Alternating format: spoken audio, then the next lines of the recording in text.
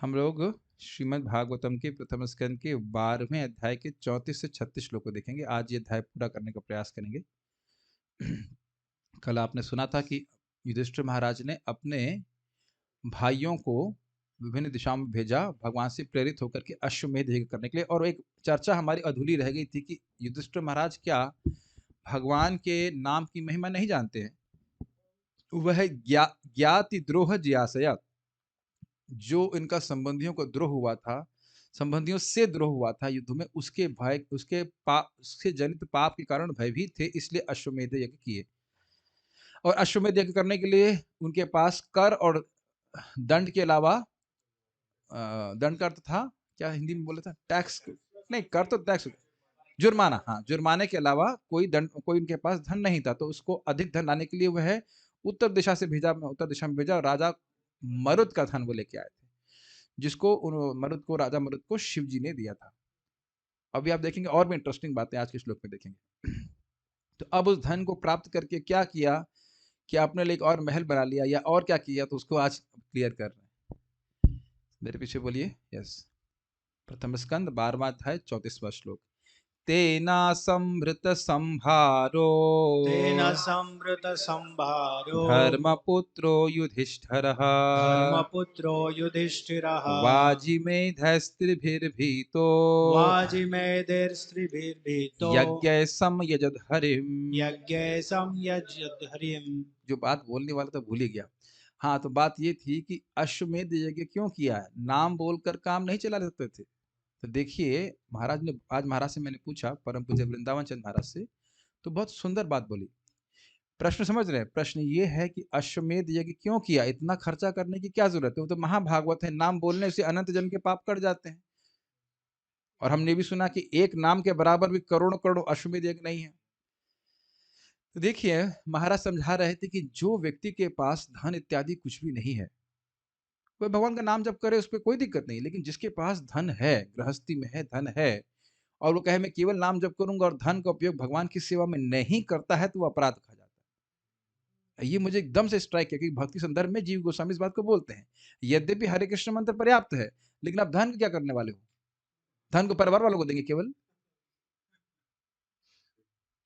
बहुत स्ट्राइकिंग बात है कि नहीं? बहुत अच्छा मुझे लगा था।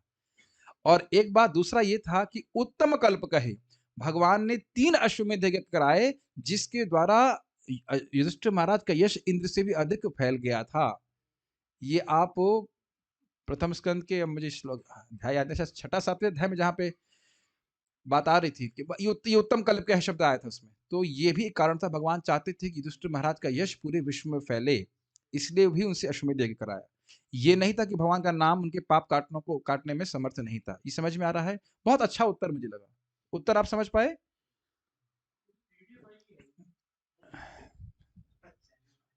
आपने अब चैनल ज्वाइन करना है, अध्यापन पे नहीं भेजूंगा मैं ऐड कर लूंगा बाद में आपको, ठीक है? लिंक दिया गया, उसमें आप देखिए, भगवत अध्यापन चैनल का लिंक दिया है, एकदम भगवत अध्यापन ग्रुप के लास्ट में। मुझे पता है भी कई बार भक्तों को पता नहीं चलेगा, धीरे धीरे कर। नहीं नहीं प्रभु जी, इसी का। तो ये बात आप लोग समझ पाए? क्यों क्यों नहीं अश्वमेध यज्ञ किया, बताइए? क्योंकि तो भगवान चाहते थे कि युधिष्ठिर महाराज की कीर्ति पूरे विश्व में फैले, एक। और दूसरा, गृहस्थ होने के नाते जिसके पास धन है, वह भगवान की सेवा नहीं कर रहा है, तो वह अपराध माना जाता है, ठीक है? तो इसलिए क्या, अब हम, हाँ, अब वापस श्लोक पे बोलते हैं। तेना संभृत संभारो तेन संवृत संभारो धर्मपुत्रो युधिष्ठिरः धर्मपुत्रो युधिष्ठिरः वाजिमेधैस्त्रिभिर्भीतो वाजिमेधिर्स्त्रिभिर्भीतो यज्ञै समयजद हरिम्। यज्ञे संयज्य हरिम्। तेन संवृत संभारो धर्मपुत्रो युधिष्ठिरः तेन संवृत संभारो धर्मपुत्रो युधिष्ठिरः वाजिमेधैस्त्रिभिर्भीतो यज्ञै समयजद हरिम्। वाजिमेधिस्त्रिभिर्भीतो यज्ञे संयज्यत हरिम्। ऑफिशियल चैंटर इज, लगता है व्रत का प्रभाव हो गया है। कोई बात नहीं। इस धन से राजा 3 अश्वमेध यज्ञों के लिए सामग्री उपलब्ध कर सके। किस धन से? जो मरुत राजा के धन छुड़ा गया था। यस, देखिए ऐसे करके याद करके पढ़ेंगे तो भागवतम छपती चली जाएगी। नहीं तो उत्तम कल्प कहे शब्द तो अब 14 साल हो गए, पहली बार श्लोक ध्यान ध्यान दे रहे हैं। मैं आपको ईमानदारी से बोल रहा हूँ। हम ऐसे पढ़ के आगे निकल जाते हैं, लेकिन एक बहुत प्रभाव, एक तो पारायण का प्रभाव पड़ा। बार-बार पारायण करने से वो शब्द मन में रहते हैं। और वो श्लोक को कोई रेफ़र करेगा तो आपको याद आ जाएगा कि हाँ, कहाँ-कहाँ पढ़ा है। एक्चुअली वस्तुतः तो 6 अध्याय रोज़ करने चाहिए, वो हो नहीं रहा है, समय नहीं निकल रहा है। नहीं तो इस प्रकार से 6-6 अध्याय अगर रोज़ करें तो वो श्लोक जो है मन में एकदम चढ़ा रहेगा। जैसे अभी हम लोग बहुत बहुत खैर वो तो अलग टॉपिक हो जाएगा, लेकिन ये सब बात याद रहती है। उस धन का मतलब है जो उत्तर दिशा से मरुत राजा के पास से लेके आया गया था। उस धन से राजा 3 अश्वमेध यज्ञों के लिए सामग्री उपलब्ध कर सके। सामग्री का अर्थ बहुत सारी चीज़ें होता है।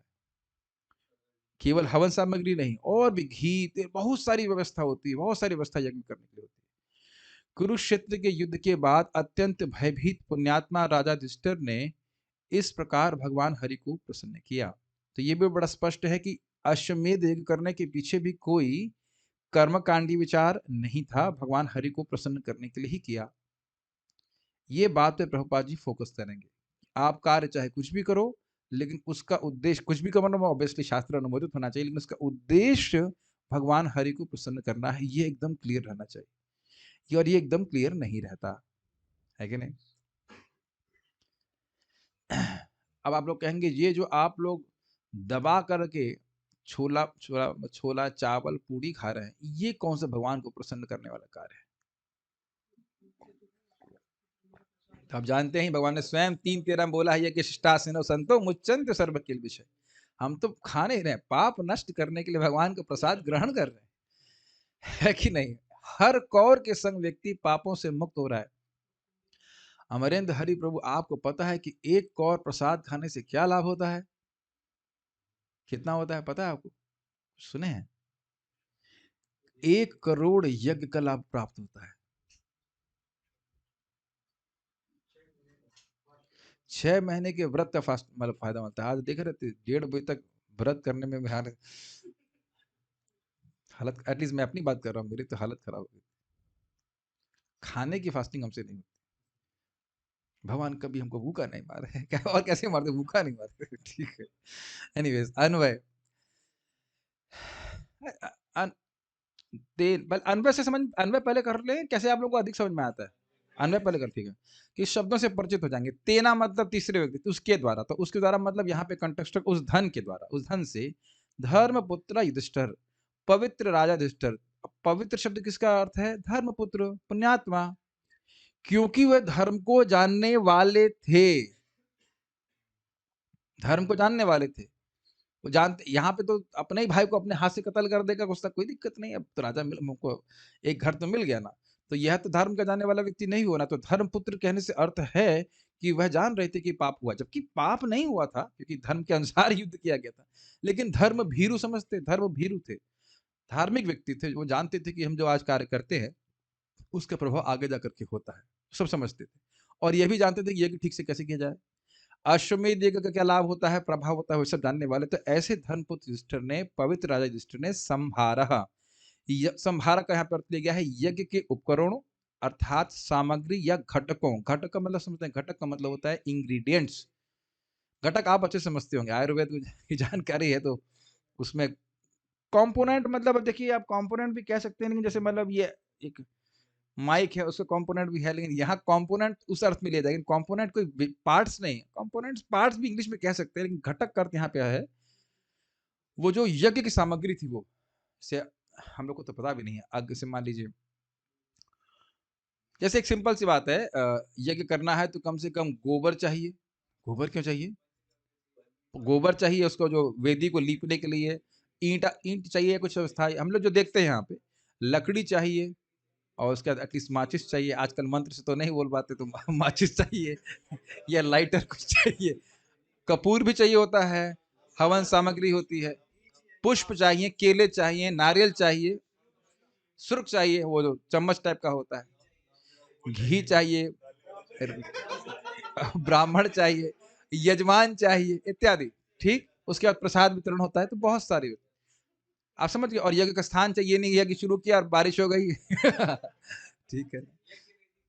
यज्ञ व्यक्ति तो हमने बताया, और बहुत सारे स्वास्तिक बनाते हैं क्या करके, बड़ा अच्छा होता है।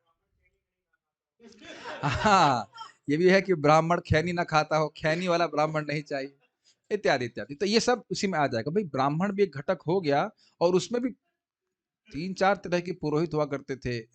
एक अथर्वयु, उद्गात्री, ब्रह्म और होत्री, हाँ जी। और ये सब बहुत सारी व्यवस्था रहती थी। अपना तो बहुत सिंपल यज्ञ है। हरे कृष्णा, कृष्णा कृष्णा, हरे हरे, हरे राम, राम राम, हरे हरे। लेकिन क्या इसमें घटक नहीं है? घटक क्या है? पहला है महामंत्र। महामंत्र घी है, जीभ आपकी श्रुक है, चम्मच। करने वाले ब्राह्मण आप स्वयं हैं और कान आपके यज्ञ की वेदी है। थोड़ा उस पे गोबर लगा लेना चाहिए। फिर लगाओ तो कान से पवित्र हो जाएगा। जो भी है। और ऐसे करने तो करने के लिए नहीं बोल रहे, ऐसे जस्ट मजाक कर रहे। और उसके बाद यज्ञ की जो आहुति तो आपने कान इसमें दे दी यज्ञ वेदी में, और अ, यज्ञ स्वामी भगवान श्री कृष्ण है। तो खैर वो घटक नहीं, वो तो यज्ञ के भोक्ता है। इस प्रकार से घटक को एकत्रित किया। संभृतः मतलब एकत्रित किए, संभारा मतलब वस्तुएं, और संभृतः मतलब एकत्रित किए। क्यों किए? क्योंकि भीतः वह भयभीत थे, कुरुक्षेत्र युद्ध से अत्यधिक भयभीत हुए उन्होंने, मतलब राजा युधिष्ठिर ने, त्रिभी वाजी मेधेय, त्रिभी का अर्थ समझते हैं 3 बार, और वाजी मेधेय यज्ञ अर्थात अश्वमेध यज्ञ द्वारा, वाजीमेध का मतलब अश्वमेध, और इसके द्वारा हरिम समयजत, भगवान की ठीक से पूजा की। संस्कृत देखिएगा, तेना संभृत संभारो, उसके द्वारा, किसके द्वारा? उस धन के द्वारा जो उन्होंने मरुत राजा के पास से प्राप्त किया था, उससे क्या किया? संभारो संभृत, संभारो मतलब यज्ञ की सामग्री को संभृत अर्थात इकट्ठा किया। किसने किया? धर्मपुत्र युधिष्ठिर ने किया। क्यों किया? अश्वमेध यज्ञ। कितने यज्ञ किए? त्रिभीर, 3 यज्ञ किए। वह क्यों किए? बीता, क्योंकि वह ज्ञाति द्रोह के द्वारा भयभीत थे। उस यज्ञ को किया। उसका क्या प्रयोजन था? समयद हरे, समयजत हरे, भगवान श्री हरि की सम्यक रूप से आराधना कर। काफी इंटरेस्टिंग है ना इस टाइप। दिमाग में श्लोक घुस जाएगा। कोई भी भक्त हमको किस तरह से सिखाता है। जैसे हमने हमसे पूछा था विद्वान गौरांग प्रभु से कि आप कृपया संसार दावना के अन्वय कर दीजिए, तो उन्हें इस तरह से अन्वय किया। उसको भी पढ़ाना है बड़ा सुंदर तरह से। संसार दावना क्या है? ऐसे करके बड़े सुंदर तरीके से उन्हें उसका व्याख्या किया था। अभी मेरे पास है रिकॉर्डिंग, उसका भी किसी दिन बना पढ़ाएंगे। बड़ा अच्छा है, वो बहुत इंपॉर्टेंट हमारे लिए है, उसको समझना जरूरी है। क्योंकि उसमें लिखा है कि जो बड़ी एकाग्रता से करता है, एकाग्रता मतलब अर्थ समझते हुए करता है, उसको सिद्धि प्राप्त होती है। चलिए अब आगे पढ़ते हैं तात्पर्य प्रभुपाद जी का। महाराज युधिष्ठिर विश्व के आदर्श एवं विख्यात पुण्यात्मा राजा थे। ये धर्मपुत्र की व्याख्या प्रभुपाद जी कर रहे हैं। फिर भी वे कुरुक्षेत्र युद्ध के समापन पर अत्यधिक भयभीत थे, क्योंकि इस युद्ध में बड़ी मात्रा में नरसंहार हुआ था और यह सब उन्हें सिंहासन पर आरूढ़ करने के लिए किया गया था। अभी क्योंकि कुछ अजीब से नहीं लग रहा आपको? क्योंकि, क्योंकि से मेरा मतलब है कि नहीं, क्योंकि नहीं, फिर भी वे आदर्श एवं विख्यात राजा थे और पुण्यात्मा थे, अर्थात उनके जीवन में कोई पाप नहीं था। धर्मपुत्र ही कह देना कि मूर्तिमान धर्म, उनमें अधर्म का कोई प्रवेश ही नहीं। और फिर भी, are you able to understand this? फिर भी समझ पा रहे हैं? जिस व्यक्ति, मान लो कोई सूर्य में तो अंधकार हो नहीं सकता, फिर भी सूर्य, ऐसे कहा जाए जैसे सूर्य में अंधकार नहीं हो सकता ना, और फिर भी सूर्य अंधकार से डरे, तो ये संभव सी बात है। तो उसी तरह से प्रभात कह रहे हैं कि यद्यपि वह धर्मपुत्र थे, अत्यंत पुण्यात्मा थे, उनके जीवन में पाप था ही नहीं। और यही बात भीष्मदेव पहले बोल चुके हैं कि कोई यदि कहे कि पाप के कारण इन पांडवों को भोगना पड़ रहा, तो गलत बात है। ये साक्षात धर्मपुत्र, और ध्यान दीजिएगा धर्मपुत्र सबसे बड़े हैं। धर्मपुत्र बड़े हैं और तो उनके अनुगत में बाकी सारे भाई हैं, तो किसी से कोई पाप नहीं हो सकता है। सब बातें समझ रहे हैं? और इससे पहले भी हम लोग पढ़ चुके हैं कि वह अत्यंत धर्मनिष्ठ थे। पहला श्लोक आया था, शौनक ऋषि प्रश्न कर रहे हैं, तो राज्य कैसे किए? ऐसे करके बहुत सारी बात। ये 5वें अध्याय ना, श्लोक ना, अध्याय याद नहीं हो रहा है वो, लिंक था कि जब राजा युधिष्ठिर महाराज ने राज्य किया, जब ये द्रोण का अश्वत्थामा का जब वो अस्त्र विफल हो गया था, उसके बाद उसके लिंक नेक्स्ट में हुआ कि भाई किस प्रकार से जब अश्वत्थामा का अस्त्र विफल हो गया था और उन्होंने अपने सबको जो बच्चे मारे गए थे पांडवों के उनको तर्पण किया, उसके बाद राज्य किया। तो फिर तुरंत शौनक ऋषि प्रश्न किए कि राज्य कैसे कर लिया? वो तो अत्यंत धार्मिक थे। चैप्टर 10 में था ना, पहला श्लोक है वो। तो ये बात आप समझ रहे हैं कि इतना पुण्यात्मा व्यक्ति, वह जिसके जीवन में कोई पाप नहीं है, फिर भी वे भयभीत थे। और क्या कारण था? वो सोच रहे इतना नरसंहार हुआ केवल मेरे लिए, जबकि केवल उनके लिए नहीं हुआ था ये, क्योंकि वह निस्पृहा सर्व कामेभ्य कृष्ण पादानुसेवया, ये सुने थे आप ना? उन्हें कोई भोग की इच्छा नहीं थी, लेकिन भगवान उनको स्थापित किस लिए करना चाहते थे? ताकि जगत में धर्म की स्थापना हो जाए, तो इसलिए धर्म युद्ध हुआ था। ठीक है, तो इसलिए किसी के लिए भी कोई पाप नहीं था, ना अर्जुन के लिए ना युधिष्ठिर महाराज के, फिर भी उनको ऐसा लग रहा था। तो ये समझना चाहिए कि ये सब भगवान की प्रेरणा के द्वारा ही हो रहा था, और ये बात आप पहले से जानते हो। कृष्णेनाद्भुत कर्मणा, युधिष्ठिर महाराज के हृदय में अज्ञान उत्पन्न कर रहे हैं युद्ध के बाद कि वो पापी हैं, और बाहर से समझा रहे हैं और समझने नहीं दे रहे। अब जो लोग पहले से सुनते आए हैं उनके लिए कोई कठिनाई नहीं होगी समझने में। अतएव युद्ध में होने वाले सारे पापों का उत्तरदायित्व उन्होंने अपने ऊपर ले लिया, और इन पापों से छुटकारा पाने के लिए उन्होंने 3 अश्वमेध यज्ञ करने चाहे, जिसमें घोड़े की बलि दी जाती है। एक बात आपने ध्यान दिया, हमारी गलती हो तो भी हम इस जगत में उसका उत्तरदायित्व नहीं लेना चाहते हैं। कितने लोग गलती पे सॉरी बोल देते हैं,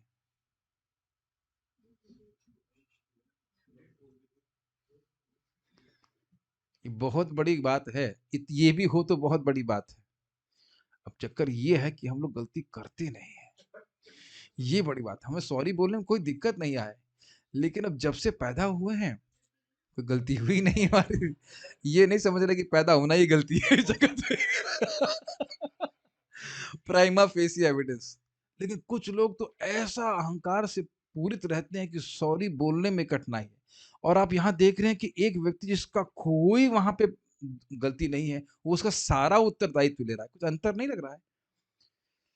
इस संबंध में एक भक्त ने बहुत सुंदर बात बोली थी कि शुद्ध भक्त, जो वाकई शुद्ध भक्त है, उसके द्वारा किया गया छोटा सी भी अपराध वो बहुत बड़ा मानता है, और उसके प्रति किया गया बहुत बड़ा अपराध भी वो बहुत छोटा मानता है।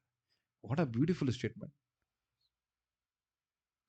और आप इस एक विचार को पकड़ेंगे तो अप्लाई कीजिए कई कई भक्तों के ऊपर।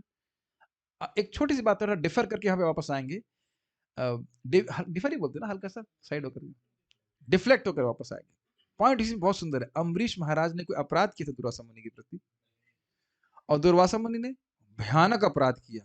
दुर्वासा मुनि 1 साल तक समझ नहीं पाए कि अम्बरीश महाराज के प्रति अपराध किया, और अम्बरीश महाराज का कोई अपराध नहीं, और वही मान रहे कि मेरी कारण, उनके कारण दुर्वासा मुनि को कष्ट हो रहा है। ये क्या चेतना है? तो अद्भुत चेतना है। Amazing, is it not? और ऐसे आप भगवान विष्णु कृष्ण पे देख लीजिए। विष्णु कृष्ण पे तो नहीं, लेकिन विष्णु पे छाती पे भृगु मुनि लात मारे और कह रही नहीं मेरी छाती कठोर है, आपके पांव को चोट लगी। बड़ी ही दिव्य चेतना है, अद्भुत चेतना है। और उधर देखिए, वसुदेव और देवकी के बच्चों को सामने मारा था कंस ने। This is too much. प्यारे प्यारे लड़के उनके 6 बच्चे, और बाद में जब दुर्गा माता प्रकट होती हैं, तब कंस को लगता है अरे देवकी दुर्गा माता की बेटी है, सॉरी माँ है, ये तो अत्यंत सम्माननीय है, क्योंकि दुर्गा जी का भक्त था। तो वो तुरंत उनसे क्षमा मांगने लगा, हे बहन हमने बड़ी गलती कर दी, और तुरंत फिलॉसफी बोलना शुरू कर दिया। अभी सब तो देव के कारण हो रहा है, ये वो तो पहले नहीं मान रहे थे सब कुछ देव के कारण होगा, और तुरंत ही वे मान भी गए। क्या हमारे अंदर किसी में क्षमता है इस प्रकार से? हम लोग तो नहीं समझ सकते, लेकिन जो लोग के बच्चे होते हैं, बच्चों में कितना प्रेम होता है बताइए। छोटे बच्चे को मार दे, आप बस वो खाली माफी मांग लेगा, माफ कर देंगे। क्या अद्भुत टॉलरेंस! और भी एक नहीं 6 बच्चों को मारा। तो एक बड़ा अद्भुत बात यहाँ पे हम वैष्णव का देख रहे हैं यहाँ पे। तो वापस हम युधिष्ठिर महाराज पे आ जाते हैं कि उस सारे पापों का तो दायित्व कौन ले रहा है? खुद ले रहे। जैसे लग रहा है बस वही मार रहे थे, उन्होंने सबको मारा, और कोई उनके प्रति हथियार भी उठाया नहीं, सब लोग ऐसे खड़े हो गए, वो गर्दन काटते चले गए, ऐसा तो नहीं हुआ ना? क्या अभिमन्यु के प्रति अपराध नहीं हुआ? सभी कितने उनकी तरफ से तो बहुत अपराध हुआ ना। और याद आ रहा हो तो युधिष्ठिर महाभारत के युद्ध में सबसे पहले शंख किसकी तरफ से बजा था? कौरवों की तरफ से, उसके बाद पांडवों की तरफ से। तो आप सब जानते हैं, तो ये और यह भी था कि तो युधिष्ठिर महाराज जानते थे कि वह तो 5 गांव लेने में संतुष्ट थे। मैं प्रस्तुत कर रहा हूं इस बात नहीं कि उनका दायित्व नहीं था, फिर भी मान रहे थे। 5 गांव लेने में संतुष्ट थे कि नहीं? लेकिन वो क्या कह रहा है, वही सुई की नोक के बिना भी मैं युद्ध के बराबर जो भूमि है वह मैं युद्ध के बिना नहीं दूंगा। तो बताइए उत्तरदायित्व किसका है? दुर्योधन का। आप युधिष्ठिर महाराज कैसे कह सकते हो? ठीक है ना? फिर भी वैसा सोच रहे थे, इसलिए 3 अश्वमेध यज्ञ किए। अब आप कहेंगे भाई अश्वमेध यज्ञ में भी तो हिंसा होती है, वह एक हिंसा दूसरी हिंसा के पाप को कैसे काट सकती है? तो ये भगवान की व्यवस्था है, प्रभु समझाएंगे। ऐसे यज्ञ काफी महंगे पड़ते हैं। मुझे यहाँ पे आ रहा तो हंसी आती है। हम सेंट थॉमस में पढ़ते थे लखनऊ में, तो उसके सामने ही एक संस्था अश्वमेध यज्ञ करा रही थी। बड़ा बहुत विशाल पंडाल लगा था, लेकिन मैं छोटे बच्चे के रूप में भी जानता था कि अश्वमेध यज्ञ में घोड़ा होता है। हमने कहा घोड़ा, हमने कहा इनके पास सेना तो है नहीं। ये बात पता थी बचपन में कि अश्वमेध यज्ञ में करने के लिए आपको पूरे विश्व में जीतना होता है राज्य। हमने कहा भारत तो सब जगह जीता नहीं है और इनके पास कोई सेना है नहीं, तो कैसा अश्वमेध यज्ञ कर रहा है? देख रहे, और उसमें खूब जनता उठी है। छोटा बच्चा, मतलब मैं वहां पे 8वीं तक पढ़ा था, तो इससे पहले घटना होगी, 6वां या 7वां, जब भी मुझे याद है कितना धोखेबाजी कर। तभी मैं गया नहीं था, लेकिन मैं समझ गया धोखेबाजी यहाँ पे हो रही है। कैसे हो सकता है बताइए? ना घोड़ा, ना सेना, ना कुछ, ना कोई दान दक्षिणा, कुछ भी नहीं चल रहा है, कैसे अश्वमेध यज्ञ कर लेंगे? तो यहाँ पे देखिए ना कि कितना धन चाहिए होता है इसके लिए। कलयुग में धोखा बहुत चलता है, चीटर्स एंड चीटेड। इसके लिए महाराज युधिष्ठिर को भी महाराज मरुत का सोना तथा उनके द्वारा ब्राह्मणों को दिया गया सोना लाना पड़ा। अभी भी का अर्थ क्या है? युधिष्ठिर महाराज का राज्य संपन्न था, फिर भी अश्वमेध करने के लिए उनको धन लाना पड़ा। तो अभी तो भूल ही जाइए। चूंकि विद्वान ब्राह्मण महाराज मरुत द्वारा दान दिया गया सारा सोना अपने साथ नहीं ले जा सके थे। कौन से विद्वान ब्राह्मण? जो मरुत महाराज का यज्ञ कर रहे थे, उनकी बात कर रहे हैं। इतना सोना था कि वो इकट्ठा नहीं करके ले जा सके। अतएव दान में प्राप्त बहुत सा सोना वे वहीं छोड़ गए थे। सारी इक्वेशन समझ में आ रही है? जो भाई जो वहां पे यज्ञ हुआ, वहां इतना स्वर्ण दिया कि ब्राह्मण ले ही नहीं जा सके, वहीं छोड़ के चले गए। अगर हम लोग होते तो ट्रक मंगवा लेते। कि नहीं? इसीलिए हम लोग ब्राह्मण नहीं है, कि नहीं? ट्रक ट्रक होते या होते क्या कहते हैं इसको, नहीं नहीं, लॉजिस्टिक्स की होते ना, लॉजिस्टिक्स वाला भर भर भर के ले जाओ। ब्राह्मणों से वापस नहीं लिया, ब्राह्मण ने वहीं छोड़ के चले गए। वो कहीं हमसे नहीं, हमने कहा करें। हाँ, ये भी बात है कि मरुत महाराज के राजा जिंदा नहीं थे, लेकिन पॉइंट क्या है कि नहीं, एक अच्छा प्रश्न है कि क्या ब्राह्मण का धन वापस ले लिया? नहीं नहीं, वही छोड़ के चले गए, उसको छोड़ दिया उसको। महाराज मरुत भी इस तरह दान दिए गए सोने को फिर से संग्रह नहीं कर सकते थे, वापस नहीं लिए इसको। इसके अतिरिक्त यज्ञ में काम आने वाले सारे स्वर्ण की थालियां तथा पात्र कूड़े में फेंक दे गए थे। पात्र, आज आपने उधर प्लास्टिक की सफाई करवाई है, सोचिए वहां सोने के पड़े होते तब भी कंप्लेन करते आप। ये भाई यज्ञशाला वाले बड़ा गड़बड़ कर रहे हैं कि यहाँ पे सोने की थाली फेंक रहे हैं। कोई नहीं कंप्लेन करता है कि नहीं? हाँ, क्या कह रहे हैं? हाँ, रात को अकेले सफाई करते हैं। वैसे मैं नहीं समझ रहा हूँ कि रात होने का मौका मिलता है। उससे पहले बहुत लोग, भाई धाम सेवा करनी है। धाम सेवा बहुत बड़ी है। तो सफाई करके जाना है। गौरांग प्रभु से कहते हैं कि मान लो कोई सोने की ईंट आपके ऊपर मारे, तो आप कहेंगे ना, भाई मैं बहुत पतित हूँ और मारिए। और मारो और से मारो। वैसे उससे बड़ी चोट लगेगी, लेकिन फिर भी और मारो और मारो। वैसे क्या बेवकूफी है ना, सोने के पीछे भागना है नहीं। लेकिन क्या यज्ञ होगा प्रभुपाद का, ये मुझे बड़ा स्ट्राइकिंग लग रहा था तात्पर्य में। कल्पना भी नहीं कर सकते ना, कूड़े में जैसे कूड़ा फेंका जाता है उस प्रकार से स्वर्ण की प्लेट फेंके गए थे इधर, कोई विश्वास भी नहीं करेगा। लेकिन हम जानते हैं ब्राजील इत्यादि में भी बहुत सोना है, बहुत सोना वहां पे रहता है। साउथ अफ्रीका में भी है, बहुत सोना रहता है। और यह सोना तब तक बिना किसी के स्वामित्व का पड़ा रहा जब तक महाराज युधिष्ठिर ने अपने काम के लिए उसे एकत्र नहीं कर लिया। अब एक मन में आपको डाउट नहीं आ रहा है, अरे ब्राह्मणों का सोना ले लिया युधिष्ठिर महाराज ने, यह है ना मन में। लेकिन ये गलत इसलिए कुछ भी नहीं है। पहली बात तो यज्ञ के लिए हो रहा है, वो ब्राह्मण शरीर छोड़ चुके हैं। दूसरी बात ये अब तक तो वो छोड़ दिया था, वो उनका, हाँ बहुत अच्छा पॉइंट है कि उस धन को छोड़ दिया था, ऐसा नहीं था वो उनके घर से खींच करके लाया जा रहा था। और ये भगवान की सेवा के लिए, और हमने पहले सुन के अच्युत चोदित था, भगवान के द्वारा प्रेरित किया गया था, तो उसमें कहीं पाप का डाउट नहीं रहना चाहिए, संशय नहीं रहना चाहिए। ठीक है। भगवान श्री कृष्ण ने महाराज युधिष्ठिर के भाइयों को सलाह दी कि वे बिना किसी स्वामित्व के सोने को ले आए। What does that mean? वे बिना किसी स्वामित्व के सोने को लाएं, अपने आप को स्वामी ना समझे, यानी कि 100 सिक्के मिले तो 100 सिक्कों को यथावत यज्ञ के लिए लेके आए। बहुत ध्यान पूर्वक आपको तात्पर्य पढ़ना पड़ेगा।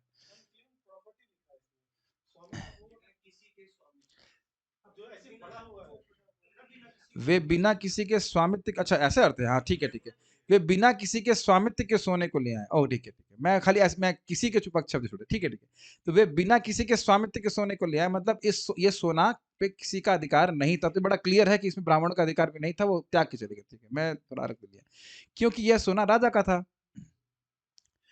राज्य की सारी संपत्ति राजा की होती। सबसे आश्चर्यजनक बात तो यह थी कि राज्य की प्रजा ने ऐसे अनधिकृत सोने को एकत्र करके किसी उद्योग अथवा ऐसे ही किसी उद्यम में नहीं लगाया। यहां तो तुरंत फैक्ट्रियां खड़ी हो जाती हैं कितना सुंदर बात। इसका अब इसका अर्थ क्या है? ये बड़ी आश्चर्य की बात है, बता दीजिए। कागज नोट चोरा लेने के लिए लोग अपना जान भी दे देते हैं, सोने के लिए तो क्या कर देंगे मुझे पता नहीं। भक्त आप बता ही रहते ना कैसे दिल्ली में बहुत अब क्राइम बढ़ रहा है। अब घरों में सोना कितना है ये तो संशय है, सोना तो घरों में बहुत कम होगा, बहुत कम होता। केवल कुछ कागज के लिए वो एक्चुअली अपनी जान भी लगाने के लिए तैयार है, जान लेने के लिए भी तैयार है और जान देने के लिए भी तैयार है।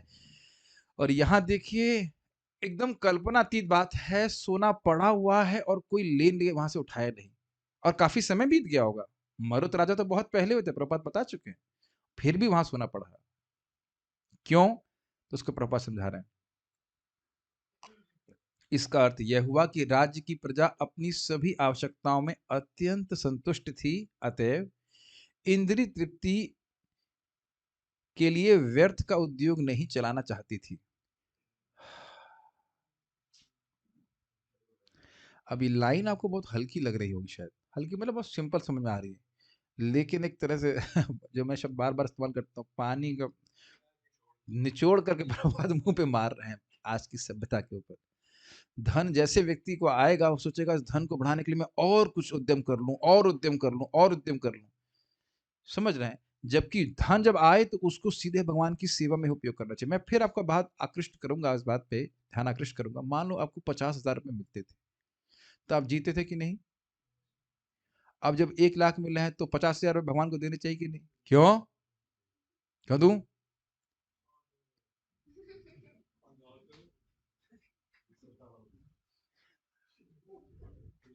क्या उत्तर है? प्रभु जी 50,000 में कहाँ चल पाता था, जी कैसे रहे थे? जी कैसे रहे थे? महंगाई तो 10% ही बढ़ रही है ना, सैलरी भी केवल 10% बढ़ती है। अभी देख रहे हैं कि धन की कितनी व्यक्ति को आसक्ति जाती है और अपनी आवश्यकताएं बढ़ाता रहता है। सुरसा का मुख होता है ना, उसी तरह से ये भी चाहिए वो भी चाहिए। अब कार के बिना कैसे चलेंगे बताइए? हम बिना कार के चलेंगे, वो भी मारुति में चलेंगे इत्यादि। तो ये देख रहे हैं कि धन जैसे आना शुरू होगा, हमारी आवश्यकताएं हम फैलाते चले जाएंगे, है कि नहीं? मैं एक हमारे भक्त को बोल रहा था कि कॉलेज में भी तुम 70 लाख के रूम में रहते थे,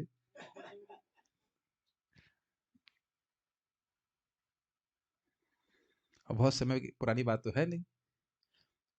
एक अच्छी बात है कि जिस साइज के रूम में मैं कॉलेज में रहता था, उसी साइज के रूम में अभी भी रह रहा हूँ। That's quite interesting. May you remain सो। काफी अच्छा है जिस साइज में है ना, इसी मेरे ख्याल से पार्थ, आप इसी इतने छोटे रूम में रहते होंगे हॉस्टल में, कॉलेज में रहते हैं सिंपल ऐसे रह रहे हैं। Life remains same. आनंद है। चलिए ये बात बड़ी इंटरेस्टिंग है कि उनको व्यर्थ का उद्योग परिश्रम करने में कोई रुचि नहीं थी, भगवान की भक्ति करने में संतुष्ट है। ध्यान दीजिएगा कि सामर्थ्य होने के बाद भी कोई उद्योग नहीं कर रहे हैं, ये अंतर है। क्यों नहीं कर रहे हैं बताइए? अरे टाइम बर्बाद होगा ना। टाइम नहीं बर्बाद होगा, वही टाइम भगवान की सेवा में नहीं लगा देंगे, कुछ जप करेंगे, कुछ भागवत पढ़ेंगे, भक्ति करेंगे, क्यों लगाएंगे बताइए समय? Make sense? भाई युधिष्ठिर महाराज के राज्य में सारी जो आवश्यकताएं थी वो पूर्ण हो रही भौतिक रूप से, सारी ऋतुएं सारे ऋतु सारे फल दे रहे थे, सब कुछ हो रहा था। तो अब व्यक्ति को क्या जरूरत है? और आप पहले भी अगर आपको याद हो तो समुद्र भी मणियां इत्यादि रत्न आदि फेंकता था, याद आ रहा है कुछ? समुद्र भी मणियां फेंकता था और उस मणि को भी नहीं उठाते थे। आप कह शायद आपके मन में संशय हो कि भाई ये हिमालय में है, कौन जाके लेके आएगा स्वर्ण? वैसे ये मत सोचिए, अगर अभी मालूम चल जाएगा तो लोग चढ़ाई कर देंगे, लेकिन मान लिया जाए कि हिमालय से लाना कठिन था, तो यह तो जान रहे ना कि समुद्र से लाने में कोई कठिनाई नहीं है। समुद्र में प्रवेश करने की जरूरत नहीं थी, याद आ रहा है कुछ? समुद्र भी अपना कर दिया करते थे, मणियों के रूप में तट पे फैली रहती थी और उसके बाद भी कोई इसे नहीं लेता। तो ये दिखा रहा है वो पूरी तरह से तृप्त थे। और सोचिए पूरी जनता इस प्रकार से तृप्त थी, एक भी व्यक्ति लोभी नहीं। तो कहां से युधिष्ठिर महाराज पापी हुए या उनका राज्य में कुछ पाप रहा? लेकिन फिर भी उनको पाप का भय था। बहुत अच्छी बात है। आपके पास ये लिख रहा है, महाराज युधिष्ठिर ने यह स्वर्ण राशि यज्ञ संपन्न करने तथा भगवान हरि को प्रसन्न करने के लिए मंगवाई, अन्यथा राजकोष के लिए संग्रह करने की उनमें कोई आकांक्षा न थी। ये बात समझ में आ गया? ये एफडीआई क्यों हुआ? फॉरेन डायरेक्ट इन्वेस्टमेंट, भगवान की प्रसन्नता के लिए, यज्ञ करने के लिए। ठीक है। अच्छा ये चीज बड़ी आसानी समझ में आती है ना। हमारी भी गवर्नमेंट समझती है कि जो हम कर और हम जुर्माना ले रहे हैं उससे हम बड़े बड़े प्रोजेक्ट नहीं कर सकते, एकदम इजीली समझ में आ जाती है। ठीक है। लेकिन एफडीआई क्यों करते हैं? और उसको हजम करके और बिना डकार लिए हजम करके। हमें चाहिए कि महाराज युधिष्ठिर, हमें चाहिए कि कितना दुर्भाग्य है ना, आजकल के लीडर कितने करोड़ करोड़ इकट्ठा कर लेते हैं, कितनी वो आगे की जनरेशन को पालेंगे कुछ पता नहीं। और मैंने सुना है कि वो मर जाते हैं अगर तो बैंक का हो जाता है, स्विस बैंक में ऐसा कुछ है ना, ऐसा कुछ है। ऐसे मैं सुना हूँ कि वो मर गए या कुछ हो गया, नहीं किसी को मालूम चला तो बैंक ही उसको रख लेगा पैसे को। पैसे रखने का इंटरेस्ट भी देना पड़ता है।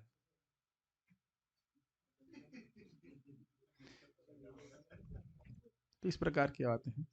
नितांत अंधकार, चलिए उनके बारे में क्यों स्मरण करें, एकदम से आगे। लेकिन हमें चाहिए कि महाराज युधिष्ठिर के कर्मों से शिक्षा ग्रहण करें, इसलिए प्रभुपाद सारी बातें समझा रहे हैं। वे युद्ध स्थल में घटित पापों से भयातुर थे, अतः वे परम पुरुष को प्रसन्न करना चाह रहे थे। इससे संकेत मिलता है कि हमारे दैनिक कार्यकलापों में अनायास पाप होते रहते हैं और ऐसे अनचाहे पापों के प्रायश्चित के लिए शास्त्रों द्वारा अनुमोदित यज्ञ संपन्न करना चाहिए। ये इसका टेक अवे पॉइंट है, बहुत महत्वपूर्ण है। उनका तो पाप नहीं हुआ था, फिर भी पाप के भय से या कुछ भी एक अंदेशा बोलते हैं, क्या बोलते हैं उसको? अंदेश नहीं बोलते, अंदेश, अंदाज नहीं, अंदाज तो अंदेशा कहते हैं, समझते हैं। मतलब एक संभावना, भाई बहुत पाप हो गया हमसे, संभावना मान के चलिए पाप तो हुआ ही होगा, इतने लोग मरे हैं, तो उस कारण से यज्ञ करना चाहते, तो हम तो निश्चित पाप कर रहे हैं, निश्चित पाप कर रहे हैं। अरे और ये तो आप जानते हैं पंच सून कहा जाता है ना, 5 प्रकार के पाप करता ही। आप दरवाजा खाना बनाते हैं तो कितने कीड़े मरते हैं, झाड़ू मारते हैं तो कितने कीड़े मरते हैं, है ना? इस प्रकार के 5 पाप होते हैं, तो करता ही ये व्यक्ति। तो उसके लिए उनका निष्क्रमण करने के लिए, उनको डिसइंफेक्ट करने के लिए भगवान यज्ञ करने चाहिए। भगवत गीता में भगवान कहते हैं यज्ञार्थात कर्मणो अन्यत्र लोकोयम कर्म बंधना। भगवान यज्ञ, भगवान विष्णु की प्रसन्नता के अलावा जो कोई भी कर्म व्यक्ति करता है उससे उसको जगत में बंधन ही लगता है, चाहे वो पुण्य हो और पाप। और अगर आप उस दृष्टि से पाप की व्याख्या करें तो और अद्भुत बात है, कदाचित वह पुण्य भी कर रहा है तो वह भी खराब है। क्यों खराब है? क्योंकि फिर उसको पुनर्जन्म में आने के लिए बंधना पड़ेगा। तो इसलिए भगवान विष्णु की प्रसन्नता के लिए अगर कार्य करता है तो 2 प्रभाव हैं। क्या प्रभाव हैं? एक तो वह उस बंधन से पड़ेगा नहीं, भगवान विष्णु के लिए कार्य किया जाता है तो वह बंधन का कारक नहीं होता, ये समझ में आ रहा है। और पूर्वगत किए गए पुण्य और पाप दोनों के बंधन को भी काटने वाला होता है। Does that make sense? समझ में आया? अमरेंद्र हरि प्रभु, भगवान के लिए जब हम कुछ करते हैं तो उसका क्या प्रभाव होता है, बताइए। चलिए मैं फिर से रिपीट कर रहा हूं, आपको पूछूंगा, आप टीचर हैं, आपको टीचर एग्जाम में भी ले लेता हूं। एक कि हम कर्म बंधन में नहीं पड़ते, और दूसरा जो पूर्वगत पुण्य और पाप है उनका बंधन भी नष्ट होता है। फिर से बोलिए, क्या प्रभाव होता है? हम लोग किसी बंधन में नहीं पड़ते, और वो नष्ट हो जाते हैं, वो नष्ट हो जाते हैं जो पुण्य और पाप है। और उसको थोड़ा समझ लीजिए, पुण्य और पाप का बंधन क्या है तो समझ रहे हैं। पुण्य कर रहा है तो आगे फिर वो उसी प्रकार से वह मान लो बुद्धिमान होगा, धनवान होगा, तो फिर पुण्य करने की इच्छा होगी, और पाप करेगा तो फिर वो क्रिमिनल बनेगा आगे जाकर। वो सूक्ष्म रूप से इच्छा रहती है, वो सब समाप्त हो जाता है, दोबारा बंधन नहीं करना पड़ता। ये सब बातें गीता की हैं। मन कर रहा है गीता फिर से पढ़ाएं, बहुत इच्छा कर, यहाँ शुरू कर देंगे तो फिर भागवत बंद हो जाएगी। भागवत तो अभी देखते हैं, चलने दीजिए। भगवत गीता में भगवान कहते हैं कि समस्त अवैध कर्म करने या अनिच्छित अपराधों से छुटकारा पाने के लिए मनुष्य को शास्त्रों द्वारा अनुमोदित यज्ञ संपन्न करने चाहिए। ऐसा करने से वह सभी प्रकार के पापों से मुक्त हो जाएगा। इसीलिए उस बात का भी एक्सप्लेनेशन हो गया कि अश्वमेध यज्ञ में भी तो हिंसा होती है, लेकिन यह शास्त्रों अनुमोदित है, इस कारण से यह हिंसा हिंसा नहीं है। और उसको प्रपात भी क्लियर करेंगे। और ऐसा करने से व्यक्ति शुद्ध हो जाता है, लेकिन अश्वमेध यज्ञ करने का सामर्थ्य हमारे पास नहीं है। किंतु जो ऐसा नहीं करते हैं और स्वार्थ अथवा इंद्रिय तृप्ति के लिए कर्म करते हैं, उन्हें अपने द्वारा किए गए पापों का कष्ट उठाना पड़ता है। श्लोक भगवद गीता का बड़ा सुंदर था, इस समय में भी याद नहीं आ रहा। मोघम पार्थ से जीवती, ये शब्द है उसका, मोघम। मोघम मतलब यूजलेस, व्यर्थ में व्यक्ति अपना जीवन जीता है यदि वह भगवान की प्रसन्नता के लिए कार्य नहीं करता है। मोघम पार्थ सजीवती, हे पार्थ, हे कौन्तेय, हे अर्जुन, ऐसा व्यक्ति व्यर्थ में अपना जीवन जीता है। क्या श्लोक है? एवं प्रवर्तितम चक्रम नानुवर्तयति हयः अघायु अघायु इंद्रिया रामो मोघम पार्थ सजीवती। बहुत सुंदर श्लोक है। एवं प्रवर्तितम चक्रम, ये जो यज्ञ का चक्र है, चक्र क्या है? चक्र है कर्मों से यज्ञ उत्पन्न होते हैं। कर्म हम करते हैं, वर्णाश्रम के जो भी कर्म है और बाकी जो कर्म है वो भगवान को समर्पित करते, तो वो यज्ञ कहलाता है। यज्ञ से वर्षा होती है, देवता संतुष्ट होते हैं, वर्षा होती है। वर्षा से अन्न उत्पन्न होता है, और अन्न से जीवन परम प्राप्त करते थे। फिर इस प्रकार से चक्र करता है। तो एवं प्रवर्तितम चक्रम, जो इस प्रकार से यज्ञ के चक्र को नहीं पालन करता, ना अनुवर्तयति यह, इस जगत में जो उसका अनुवर्तन नहीं करता है। तीसरे अध्याय का 16वां श्लोक है। यो अघायु इंद्रिया रामो, वह इंद्रिया आराम, इंद्रियों को आराम देने वाला, मतलब इंद्रियों को सुख देने वाला जीवन जीता है। अघ आयु, उसकी आयु तो पापमय है। मोघम पार्थ से जीवती, वह व्यक्ति तो फालतू में जीता है। फालतू समझते, यूजलेसली जी रहा है। बहुत अच्छा श्लोक है, 3:16 है ना, 3:16 अध्याय। बहुत गीता के श्लोक बहुत सुंदर है, बड़ा अच्छा शब्द है। मोघम पार्थ से जीवती, यूजलेसली वो जी रहा है। व्हाट एन अमेजिंग स्टेटमेंट है कि नहीं? भगवान बोल रहे हैं यूजलेस। देख रहे हैं कि आप लोगों पे आक्षेप हो रहा है परिवार वालों का, क्या कर रहा है तू, हरि नाम कर रहा है, कर रहा है, समय व्यर्थ कर रहा हो, यही तो बोलते हैं कि नहीं? लेकिन असली पिताजी क्या बोल रहे हैं? जो व्यक्ति यज्ञ नहीं कर रहा है तो मोघम पार्थ से, वो जी ही क्यों रहा है? ऐसे कह लीजिए, फालतू जी रहा है, वो केवल पाप इकट्ठा कर रहा है। अगर व्यक्ति केवल पाप इकट्ठा करे, आगे अपना जीवन काला कर रहा है, काला इन द सेंस अंधकार, भविष्य काला कर रहा है, तो फालतू जी रहा है ना, अच्छा है कि ना जीता। तो ये बात है, ये बात बोल रहे हैं। इसीलिए उन्हें आगे बहुत कष्ट उठाना पड़ेगा। देखिए, इस जीवन में कष्ट आ रहा है तो समझ लीजिए कि वो पाप की वजह से। तो कम से कम अब तो व्यक्ति को और पाप नहीं करने चाहिए, लेकिन इतनी बात बोलने से समझ में नहीं आएगा। जब व्यक्ति हरे कृष्णा कृष्णा कृष्णा हरे हरे, हरे राम राम राम हरे, बार बार इसका उच्चारण करता है, तब पाप से उसकी बुद्धि नष्ट होती है, पाप बुद्धि नष्ट होती है, तब पापों में प्रवृत्ति नहीं होती। अतएव यज्ञ करने का मुख्य प्रयोजन परम पुरुष हरि को प्रसन्न करना है। आप लोग उसको 1000 बार सुनकर समझ गए होंगे। दुनिया में पूछिए कि इतने यज्ञ चल रहे हैं, उसका उद्देश्य क्या है? एक भी व्यक्ति बता दे, बहुत कठिन है, बहुत कठिन है। प्रायः जितने लोग ये करते हैं, इस देवी को पूजना है, उस देवता को पूजना है, शायद ही किसी व्यक्ति को पता होगा कि ये हरि की प्रसन्नता के लिए। हम ये नहीं कह रहे हैं किसी को नहीं पता होगा, लेकिन प्रायः नहीं पता होगा। अगर आपको अभी भी नहीं समझ में आ रहा है, तो हमसे जो वरिष्ठ लोग हैं आयु में, आप बताइए कि आप लोग भी कोई जीवन में यज्ञ कराए हैं, पूजा पाठ कराए हैं? कभी नहीं किए? शादी नहीं हुई आप लोगों की? तो यज्ञ हुआ था ना, तो उस यज्ञ में किसकी पूजा हो रही थी बताइए? अरे आपको नहीं पूछा, आपकी शादी हो गई है? मैं पूछ रहा हूँ, बड़े लोग भक्तों को पूछ रहा हूँ, आप लोगों को पता था ये बात? नहीं, मैं कुछ मजाक नहीं कर रहा हूँ। क्या नाम है प्रभु जी का? नाम क्या है? श्रीनिवास प्रभु। शादी हुई थी तो पता था कि आपको आपकी शादी में जो यज्ञ हो रहा है ये विष्णु की प्रसन्नता के लिए हो रहा है। अरे ये तो आपको अब पता है। पंडित जी बताए थे आपको? पंडित जी नहीं बताए थे।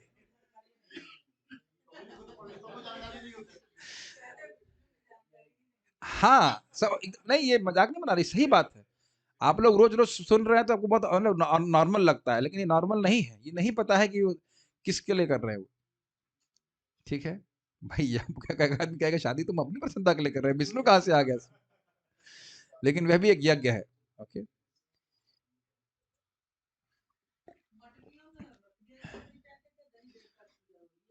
हाँ, तो ये किसी को नहीं पता ना, तो ये तो बात हम जब सुन रहे हैं शास्त्र से तब समझ में आता है। ये सब वेरी अमेजिंग पॉइंट। यज्ञ की विधियां देश, काल तथा व्यक्ति के अनुसार बदल सकती हैं, लेकिन यज्ञों का उद्देश्य सभी काल में तथा सभी परिस्थितियों में एक ही रहता है, और वह है परमेश्वर हरि की तुष्टि। ये बड़ा समझिए, इसको इस कंसेप्ट को समझिए।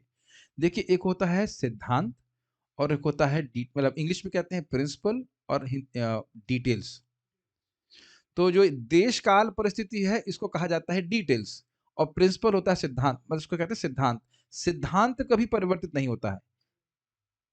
समझ रहे हैं? सिद्धांत यहाँ पे क्या सीख रहे हैं आप? यज्ञ को भगवान श्री विष्णु की प्रसन्नता के लिए किए जाना चाहिए। लेकिन डिटेल्स क्या है? भाई देश क्या है, काल क्या है और परिस्थिति क्या है, उसके अनुसार परिवर्तित हो जाएगा। मानो जैसे एक सिंपल सी बात है, इंडोनेशिया में मैं गया था तो वहां पे क्या नहीं मिलता है, बेसन नहीं मिलता है फॉर एग्जाम्पल। अब आप कहो नहीं, जब तक आप राधा गोपीनाथ जी के लिए बेसन के पकौड़े नहीं बनाते हो, आप भगवान आपसे संतुष्ट नहीं होंगे। क्या ये कहना सही है? गलत है। तो भगवान को भोग लगाना सिद्धांत है, लेकिन आप कहो कि यही वस्तु से भगवान संतुष्ट होंगे, तो ये बात नहीं है। अब हम यहाँ के भारत में आप जब तक ड्रैगन फ्रूट भगवान को भोग नहीं लगाएंगे, तब तक ठाकुर जी प्रसन्न नहीं होंगे। कहेंगे ड्रैगन फ्रूट क्या होता है? बहुत सारे उपस्थित भक्त कहेंगे ड्रैगन फ्रूट क्या होता है, क्या है? कुछ समझ नहीं आएगा। समझ रहे हैं बात? बहुत इजीली समझ में आ गया। देश के बात समझ में आ गया आपको? काल, काल भी बहुत महत्वपूर्ण होता है। तो अब ऐसा नहीं कि रात के 12 बजे हम लोग संसार दावा ऐसा नहीं कर पाएंगे। भगवान की अर्चना करना सिद्धांत है, लेकिन काल के अनुसार करना पड़ेगा। लेकिन भगवान का नाम जप में कोई दिक्कत नहीं। सिद्धांत और परिस्थिति एक ही, कभी भी आप जप कर सकते हैं। लेकिन फिर भी इसमें हम माला लेकर के बाथरूम में तो नहीं जाते। वेल, अगर करना पड़े तो वो भी भक्तों ने किया है। भक्ति तीर्थ महाराज जी ट्रेन में रहते थे, तो जब करने के लिए रशिया में रहते थे, ट्रेन से ट्रेवल कर रहे थे, महाला बाहर निकालेंगे तो पकड़ लेंगे, तो टॉयलेट के अंदर जाके जब करते थे। लोग सोचते 2 घंटा क्या कर रहा है अंदर ही। हाँ, वो एक मतलब समझ रहे हैं, एक अलग बात है, लेकिन सिद्धांत यह है कि भगवान का स्मरण करना चाहिए, भगवान की पूजा करना चाहिए, भगवान को संतुष्ट करना चाहिए, लेकिन वो देश काल परिस्थिति के अनुसार परिवर्तित हो जाता है। मैं गलत बोल गया, क्षमा कीजिएगा। सिद्धांत वही रहता है, सिद्धांत देश काल परिस्थिति में वही रहता है, लेकिन जो विधियां हैं उसमें थोड़ा परिवर्तन हो सकता है। सिद्धांत क्या है? भगवान का स्मरण करो, उनका विस्मरण कभी नहीं करो। तो ये बात यहाँ पे समझने वाली होगी। अब यह क्यों बोल रहे हैं? अश्वमेध यज्ञ करना युधिष्ठिर महाराज के लिए संभव था। अब हम भी कहें कि अब हम भी अश्वमेध यज्ञ करेंगे, तो यह अब एकदम असंभव बात है। उसे कुछ नहीं होगा, हमें केवल पाप लगेगा, हम नहीं कर पाएंगे। पुण्यमय जीवन की यही रीति है, और यही संसार में शांति तथा संपदा लाने की विधि है। क्या शांति तथा संपदा लाने की विधि है, आप बता सकते हो क्या? आप मतलब केवल आप ही? आपको मैं बोलूंगा तुम, ठीक है? हाँ, यस, कृष्ण की प्रसन्नता के लिए यज्ञ करना। और ये गीता के कौन से श्लोक से याद आ रहा है शांति की रीति? भोक्ताराम यज्ञ तपसाम सर्वलोक महेश्वरम सुहृदम सर्वभूतानाम ज्ञात्वा माम शांति मृच्छति। जो व्यक्ति समझ रहा है सारे यज्ञों के भोक्ता भगवान कृष्ण है, पूरे जगत के स्वामी भगवान कृष्ण है और सभी के सुहृद भगवान श्री कृष्ण है, अर्थात वह शांति को प्राप्त करेगा। तो मैं समझ नहीं पाता था ये जानने से कैसे शांति मिल जाएगी। तो भाई जान लोगे तो उसके साथ कार्य करोगे, भोग के लिए कार्य नहीं करोगे तो शांत हो जाओगे, मन शांत हो जाएगा। और आप महसूस कर रहे होंगे कि भक्त लोगों के जीवन में बड़ी शांति रहती है। मैं भक्त का मतलब लाल कपड़े वाले बात नहीं कर रहा हूं, समानता भी आपने महसूस किया होगा कि नाम जप करने से, भागवत गीता भागवत का श्रवण करने से मन में बहुत ठंडक रहती है। जो लालसा नहीं, भोग की स्पृहा रूपी अग्नि जलती रहती थी, काम जैसे कहता है ये चाहिए वो चाहिए, अब नया टीवी चाहिए वो चाहिए, बहुत सारी चीजें, वो तृष्णाएं सब समाप्त होने लगी होंगी, है कि नहीं? yes. मैं आज प्रभु जी को पूछा, अमरेंद्र प्रभु आप क्यों आए वृंदावन, किसी प्रयोजन से लेके आए? कहते नहीं, ऐसे ही मन कर रहा था। Very nice, very nice. ऐसे ही मन पहले कर रहा था कभी? और मैं, wow that's very good, I was very happy to hear that. ऐसे ही मन कर रहा था, अर्थात आपको कुछ अच्छा लग रहा है, मंगल आरती हम जाएंगे, कुछ कथा सुनेंगे, इज इट नॉट? और देखिए आपको रोज लग रहा है कि हम जब कर रहे हैं, कुछ नहीं हो रहा है। लेकिन ऐसे ही मन नहीं हो गया, पुण्य बिना तो श्रवण इच्छा न उत्पद्यते अर्थ। Very interesting. ऐसे ही नहीं हो गया, मुकुंद प्रभु यहाँ ऐसे ही नहीं आ गए, और लोग ऐसे ही मन नहीं कर रहे हैं यहाँ पे WFH करने का, है कि नहीं?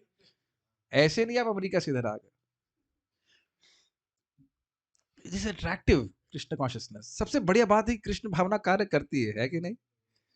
ये बहुत अच्छी बात है। बाकी सब लोग धोखेबाजी करते रहते हैं लेकिन काम नहीं करता उसमें। बहुत इंटरेस्टिंग है। महाराज युधिष्ठिर ने संसार के आदर्श पुण्यात्मा राजा के रूप में यह सब किया। यदि महाराज युधिष्ठिर अपने दैनिक कार्यों को संपन्न करने में, राज्य कार्यों के संचालन में, जहां मनुष्य तथा पशुओं के वध की मानी हुई कला समझा जाता था, वध को मानी हुई कला समझा जाता है, पाप कर बैठते तो जरा अनुमान करें कि कलयुग की अप्रशिक्षित जनता जाने तथा अनजाने में कितना पाप करती होगी, जिनके पास भगवान को प्रसन्न करने के लिए यज्ञ संपन्न करने का कोई साधन भी नहीं है। थोड़ा समझने का प्रयास कीजिए। राजा को अपना राज्य कार्य चलाने के लिए मनुष्यों का भी वध करना पड़ता है। क्या इस प्रकार के युद्ध में हुआ कि नहीं मनुष्य का वध? क्या पाप हुआ? नहीं हुआ, नहीं हुआ। उसके बाद पशुओं का वध भी होता है यज्ञ इत्यादि में, लेकिन वह भी पाप नहीं होता है। और राजा इसको ठीक ठीक जानते थे, इसीलिए शब्द लिखा है धर्मपुत्र। फिर भी उनको भय हो रहा है कि कहीं पाप ना हो गया, ये पाप हुआ है। कुछ ये समझने का प्रयास कीजिए। उनको पता था कि कैसे कार्य करें कि हमारे कर्तव्य करते हुए हमको पाप ना लगे, फिर भी उनको लग रहा था कि पाप है हुआ है। अब ये सोचिए कि जो व्यक्ति बिल्कुल नितांत रूप से अंधकार में है कि क्या पाप है और क्या पाप नहीं है, तो वह तो प्रायश्चित करेगा ही नहीं। अब ये जो लोग दुनिया भर में नॉन वेज खा रहे हैं, कितने दुर्भाग्य की बात है। एक तो उनको पता नहीं कि ये पाप, मतलब यही दुर्भाग्य की बात है कि ये पाप है, ये पता नहीं है।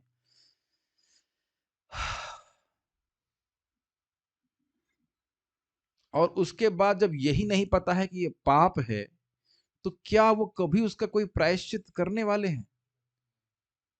मैं इसको थोड़ा स्लोली बोल रहा हूं, इसकी जरा इंटेंसिटी पे आप विचार कीजिए। और देखिए, ये मत सोचिएगा कि ये भक्तों के संग नहीं होता है। आज भी हमारे सुनने में आया है, पता नहीं कितना सत्य बात है। हम एक भक्त को जानते हैं, वो शराब पीने लगे हैं, वो सिगरेट पीने लगे हैं। क्या उन जय हो जय हो कौन बोल रहा है इसमें? जय हो, अरे भाई वो हमारे मित्र थे, पता नहीं क्या हो जय हो क्या। लेकिन क्या बताइए, उसको नहीं पता है कि ये पाप है, लेकिन इस समय वो बिल्कुल भूला हुआ है कि ये पाप है। अब जो भी भगवान उसको दंड देते हैं, भगवान के और उसके बीच में है। नॉन वेज खाने वालों का क्या होता है? देखिए, जिन पशुओं को मारते हैं, वो खाते हैं, भागवत के 5वें स्कंद में अंत में लिखा हुआ है कि वही पशु उनको नोचते हैं नरक में जाकर के। ये एक है, बहुत सारे वैरायटी हैं उसके। दूसरा है कि उनको बोला जाता है कि तुम दूसरे व्यक्ति को खाओ और वो व्यक्ति उस व्यक्ति को खाएगा। इस प्रकार का पाप मतलब मिलता है। और भी है, उसको अग्नि में डायरेक्ट भूना जाता है, क्या बोले, तेल, हाँ, तेल में तला जाता है पकौड़े की तरह। आप कहेंगे बेचारा मर जाता होगा, नहीं मरता नहीं है, यातना शरीर प्राप्त होता है तो मरता भी नहीं है। और अच्छा एक और बात है, ये बात आ रही तो बोल देना चाहिए, कहते हैं नरक और स्वर्ग किसने देखा है? तुमसे पूछो कि तुम क्या नरक देखना चाहते हो, ये बताइए। और ध्यान दीजिएगा कि कोई पिकनिक नहीं है, कहेंगे अच्छा आपने देख लिया अब आप वापस चले जाइए। अब तो बेटा यहीं रहो और धुआंधार पिटाई, और जैसे लेके जाया जाता है वो भी बड़ा कठिन है। सूखे स्थान से लेके जाते हैं, ऊपर से नीचे बालू तक, बोलने तो भाई नीचे से बालू तप रही होती है, ऊपर से सूर्य तप रहा होता है, और पानी भी नहीं देते, और पानी मांगता है तो और पीटते हैं। कभी दिया है किसी को पानी, जो पानी मांग रहा है यहाँ पे? इस प्रकार से, यहां तक कि कोई गेस्ट आया और उसको ऐसे देखा ना आपने, बाज की तरह, ये क्यों आ गया, गिद्ध की तरह ये क्यों आ गया, उसका भी पाप लगता है। तो मांस खाने का तो बहुत बड़ा पाप है। तो ये सब हमें 5वें स्कंद के आखिरी अध्याय में बड़ा स्पष्ट मालूम चल जाता है। जो शराब पीते हैं उनके लिए तो बड़ा स्पष्ट है, उनका स्वागत यमदूत करते हैं। प्रपद बनवाए फोटो ऐसे, अब तो वो हटा दी गीता से, वो ऐसे वो खोलवा देते हैं जबरदस्ती, और उसके बाद पिघला हुआ लोहा उनके मुंह में डाला जाता है। तो कभी कभी लोग कहते हैं कि हम लोग जो है ना शौकीन है, मतलब ऐसा कोई रोज नहीं पीते, once in a week occasionally, लेकिन वहां ओकेजनली लोहा नहीं पिलाया जाएगा, वहां तो रोज पिलाया जाएगा, ले भाई पी। अब नाम याद नहीं आ रहा है, लेकिन नाम आप देख लीजिएगा 5वें स्कंद में आखिरी में, ये सब स्थिति है। तो शराब पीना, मांस खाने के बहुत बड़े बड़े पाप हैं। और कृपया ये मत बोलिए कि देखा किसने है, भाई देखने की कोई जरूरत नहीं है। कभी भगवान हमको किसी को ना दिखाए, लेकिन अब जो लोग उतावले ही हैं उसके ऊपर, तो क्या कर सकते हैं। ठीक है, तो ये सब बातें हैं, आप पढ़ सकते हैं। तो हम खाली सब बातें क्यों कर रहे थे? अब प्रभुपाद क्या बोल रहे हैं, कलयुग की अप्रशिक्षित जनता। अप्रशिक्षित मतलब जिसको धर्म अधर्म का कोई ज्ञान नहीं है, अब वो कितना पाप करेगी कुछ पता नहीं। इसलिए कम से कम खाने को तो शुद्ध करना चाहिए। पहली चीज, ये प्याज लहसुन का खाना तो नहीं खाना चाहिए, ये सब अपवित्र होता है और भगवान को अर्पित नहीं कर सकते। को घर में अगर बच्चा चाहे तो क्या कहना चाहिए, तुमने हमारे यहाँ जन्म क्यों लिया, खाना तो यही पड़ेगा तुमको, प्रसाद खाना पड़ेगा। माताओं को कभी नहीं बनाना चाहिए, बच्चा बोले भी तो। और स्पॉन्सर भी नहीं करना चाहिए। इंडोनेशिया में गया था, एक माता जी बोल रही थी हम घर में नहीं बनाते हैं, लेकिन बच्चे को पैसे देते बाहर मांस खाने के लिए। हमने कहा आपको उतना ही पाप लगेगा जितना खाने के लगेगा। कहो तुम अपना कमाओ, जो कुछ करना करो, हम इसमें स्पॉन्सर नहीं करने वाले। इसको स्पॉन्सर नहीं करने वाले, इस तरह का फीस्ट को नहीं स्पॉन्सर करने वाले। ध्यान दीजिएगा इस बात को, जो हम कार्य कर रहे हैं इसकी सहायता करने वाले, प्रेरणा देने वाले और करने वाले को बराबर बराबर पुण्य या पाप प्राप्त होता है मृत्यु की बात। बहुत ध्यान से सुनिएगा, भागवत की बात है। ये बड़े सूक्ष्म सिद्धांत है जो लोग नहीं समझ पाते। तो मुख्य कारण क्या है, प्रशिक्षित नहीं है, अच्छे से शिक्षा प्राप्त नहीं है धर्म और धर्म के संबंध में। ये सूक्ष्म विचार है। और इसको थोड़ा दूसरी तरह से समझ लीजिए, भाई यही इस जगत में सबके पास एक बराबर पैसा क्यों नहीं है, एक बराबर शरीर क्यों नहीं है, पहले के किए गए कर्म के अनुसार। ठीक है, भारतीय होने के नाते इतना समझ में आ जाना चाहिए। आगे बढ़े। इसीलिए वो पूछ रहे हैं 6ठे स्कंद के प्रथम अध्याय में, भाई लोग ऐसा कुछ तरीका बताइए कि लोग नरक ना जाएं। तो इसीलिए बोला जा रहा है भगवान के नाम के बारे में, जिह्वा न वक्ति भगवद गुण नाम देयम, चेतश्च न स्मरति यच्चरणारविंदम, कृष्णाय नो नमति यदचर एकदापि तानान्यथमसत कृत विष्णु कृत्यान। जिसकी जीव ने एक बार भी कृष्ण का नाम नहीं बोला, सरकार कुछ तो गूंगे होते, उनको लेके आना है, क्या करेंगे वो तो कहते हैं कि एक बार भी, चलो ठीक है, जिह्वा न वक्ति चेतस न स्मरत ये चरणारविंदम, जिसके मन में भगवान का स्मरण कभी नहीं हुआ। सरकार कुछ लोग पागल होते हैं, नहीं स्मरण कर पाएंगे। तो कहेंगे जिसने कृष्ण को एक बार भी प्रणाम नहीं किया, एकदापि मतलब जीवन में भी एक बार नहीं किया है, तो उसका मतलब है और भी कोई कार्य भगवान विष्णु के लिए कभी नहीं किए होंगे। ऐसे असत व्यक्तियों को लेके आओ। असत क्यों बोल रहे हैं, क्योंकि विष्णु के लिए कुछ कार्य नहीं कर रहे हैं। अकृत विष्णु कृत्यान, भगवान विष्णु के लिए जो सब कुछ देने वाले हैं उनके लिए कुछ भी नहीं कर रहा है, इसलिए असत ऐसे व्यक्ति को लेके आए। और जीव गोस्वामी जी, मैं फिर से बोलूंगा, मुझे बड़ा अच्छा लगता है, कहते हैं यह क्यों बोल रहे हैं कि जिह्वा न भक्ति, एज इफ जिह्वा अलग से बोल रही हूं, अर्थात मन ना भी लगे तो भी हरे कृष्णा कृष्णा कृष्णा हरे हरे, हरे राम राम राम हरे हरे, हरे कृष्ण मंत्र बोलता है तो वो कभी वह यमदूतों का दर्शन नहीं कर सकता है। लेकिन ऐसा नहीं सोचना चाहिए कि भई मुर्गा खाया उसके बाद हरे कृष्णा। ये नहीं है, ये ठीक नहीं है। ओके। अतः भागवत कथन है कि मनुष्य का मुख्य कर्तव्य यह है कि अपने वृत्तिपरक कार्यों को संपन्न करके परमेश्वर को प्रसन्न करें। स्पष्ट समझ में आ गया? क्या है श्लोक में बोलिए, मेरे पीछे बोलिए अगर बोल सकते हैं। ये चलो मेरे साथ में बोलिए। अतः पुंबीर्द्विजा श्रेष्ठा वर्णाश्रम विभागशः स्वनुष्ठितस्य धर्मस्य संसिद्धिर्हरितोषणम्। अतः मतलब इसलिए, पुंभी मतलब सभी इंसानों के लिए, द्विजा श्रेष्ठ अर्थात शौनक आदि ऋषि को सूत गोस्वामी जी कह रहे हैं, हे ब्राह्मणों में श्रेष्ठ। शौनक आदि ऋषि नहीं, शौनक ऋषि को बोल रहे हैं, हे ब्राह्मणों में श्रेष्ठ। वर्णाश्रम विभागशः, वर्णाश्रम के विभाग के अनुसार। वर्ण है 4 प्रकार के। क्या वर्ण है? ब्राह्मण, क्षत्रिय, वैश्य और शूद्र। आश्रम क्या है? ब्रह्मचारी, गृहस्थ, गृहस्थ और गृहस्थ। ब्रह्मचारी, गृहस्थ, वानप्रस्थ और सन्यास। तो इनके विभागों में स्व अनुष्ठितस्य धर्म से, जो उनके द्वारा बहुत अच्छी प्रकार से अनुष्ठान किया गया है वह धर्म, उससे उसकी संसिद्धि क्या है, उसकी परफेक्शन क्या है? हरितोषणम, उसके द्वारा हरि संतुष्ट होना चाहिए। इसके अगला वाला श्लोक भी हम बोल ही देते हैं। तस्मादेकेन मनसा भगवान सात्वताम पति श्रोतव्यः कीर्तितव्यश्चाध्येय पूजश्च नित्यता। तो प्रश्न होगा कि हरि संतुष्ट कैसे होंगे? तो कह रहे हैं एक मन से। इसलिए एक मन से चाहे किसी भी वर्ण और आश्रम में हो, तो भगवान के बारे में नित्य रोज सुनना चाहिए। सुनोगे तभी बोल पाओगे, तो बोलना चाहिए। ये नहीं कि सुन करके अजगर की तरह, सांप की तरह चुप हो गए, खाली जीव निकालते रहे। नहीं, बोलना चाहिए। और बोलेंगे, सुनेंगे, बोलेंगे तो स्मरण भी होगा और भगवान का पूजन भी करना चाहिए। जैसे मैंने श्लोक बोला था कि बिना स्मरण किए बोल दिया और बिना सुने बोल दिया और बिना बोले बोल सकता हूं। भले ही कोई किसी भी स्थान या संप्रदाय, समुदाय, जाति या संप्रदाय का कोई व्यक्ति किसी भी वृत्तिपरक कार्य में क्यों न लगा हो, लेकिन उसे देश काल तथा पात्र के अनुसार शास्त्रोचित यज्ञ करने चाहिए। ये लाइन समझ में आ गई? लेकिन ध्यान देना हो कि वृत्तिपरक कार्य मतलब प्रोफेशनल कार्य लगाने, इसका अर्थ यह नहीं है कि अब कोई मांस बेच रहा है। ये वृत्तिपरक कार्य नहीं बोल रहा है शास्त्र। लेकिन और भी जैसे पढ़ाई के हैं, जो भी कार्य कर रहा है व्यक्ति कर रहा है, लेकिन उसके अपने जीवन में ये जरूर होना चाहिए, भगवान विष्णु का श्रवण, कीर्तन, स्मरण और पूजन। इसको नेग्लेक्ट करके अपने को नौकरी नहीं करनी है। ये मैं बारंबार कहा करता हूं कि भी नौकरी किस लिए कर रहे हैं? जीने के लिए। तो जी काय के लिए रहे? भगवान को संतुष्ट करने के लिए। नौकरी करके भगवान को संतुष्ट कर दे रहे हैं क्या? जो आजकल के समाज में भी तो हम लोग पूरा वर्णाश्रम सेटअप नहीं कर पाए इसको, लेकिन जो भी आप नौकरी कर रहे हो, जो कुछ भी कर रहे हो, उसका उद्देश्य है भाई पैसा आएगा, उससे हम कुछ जिएंगे। और जीना किस लिए है? तत्व जिज्ञासा के लिए या भगवान को संतुष्ट करने के, सिंपल। और भगवान को संतुष्ट कैसे कर सकते हैं? श्रवण, कीर्तन, स्मरण, पूजन। तो इनको करने के लिए कर रहे हैं। तो जब यही अगर सेक्रीफाइस हो रहा है तो फिर नौकरी किस लिए कर रहा है? ये जरा विचार कीजिएगा। Make sense? और इसीलिए श्रीमद भागवतम बहुत अच्छा बैलेंस्ड उत्तर दे रही है। कम से कम सुबह और शाम भगवान के श्रवण कीर्तन में लगना चाहिए।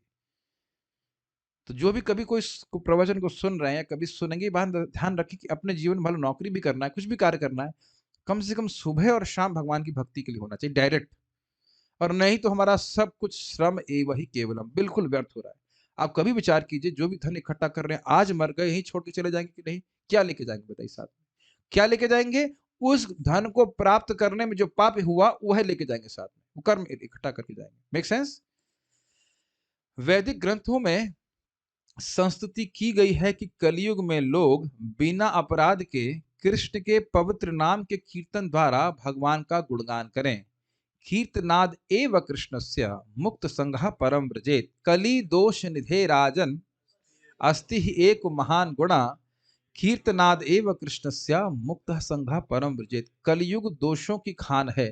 कली दोष निधे, निधि का मतलब था खजाना। कली दोष निधे राजन, कौन बोल रहा है? सुखदेव गोस्वामी जी परीक्षित महाराज को बोले कि हे राजन, कलयुग दोषियों की खान है। अस्ति ही एक महान गुणा, लेकिन एक बहुत महान गुण है। कीर्तनाद एव कृष्णस्य, भगवान कृष्ण का ही कीर्तन करने से, हरे कृष्ण मंत्र के द्वारा मुक्त संग, इस जगत की सारी भौतिक आसक्तियों से मुक्त होकर परम ब्रजेत, ब्रज, ब्रज धाम में चला जाता, गोलोक धाम में चला जाता।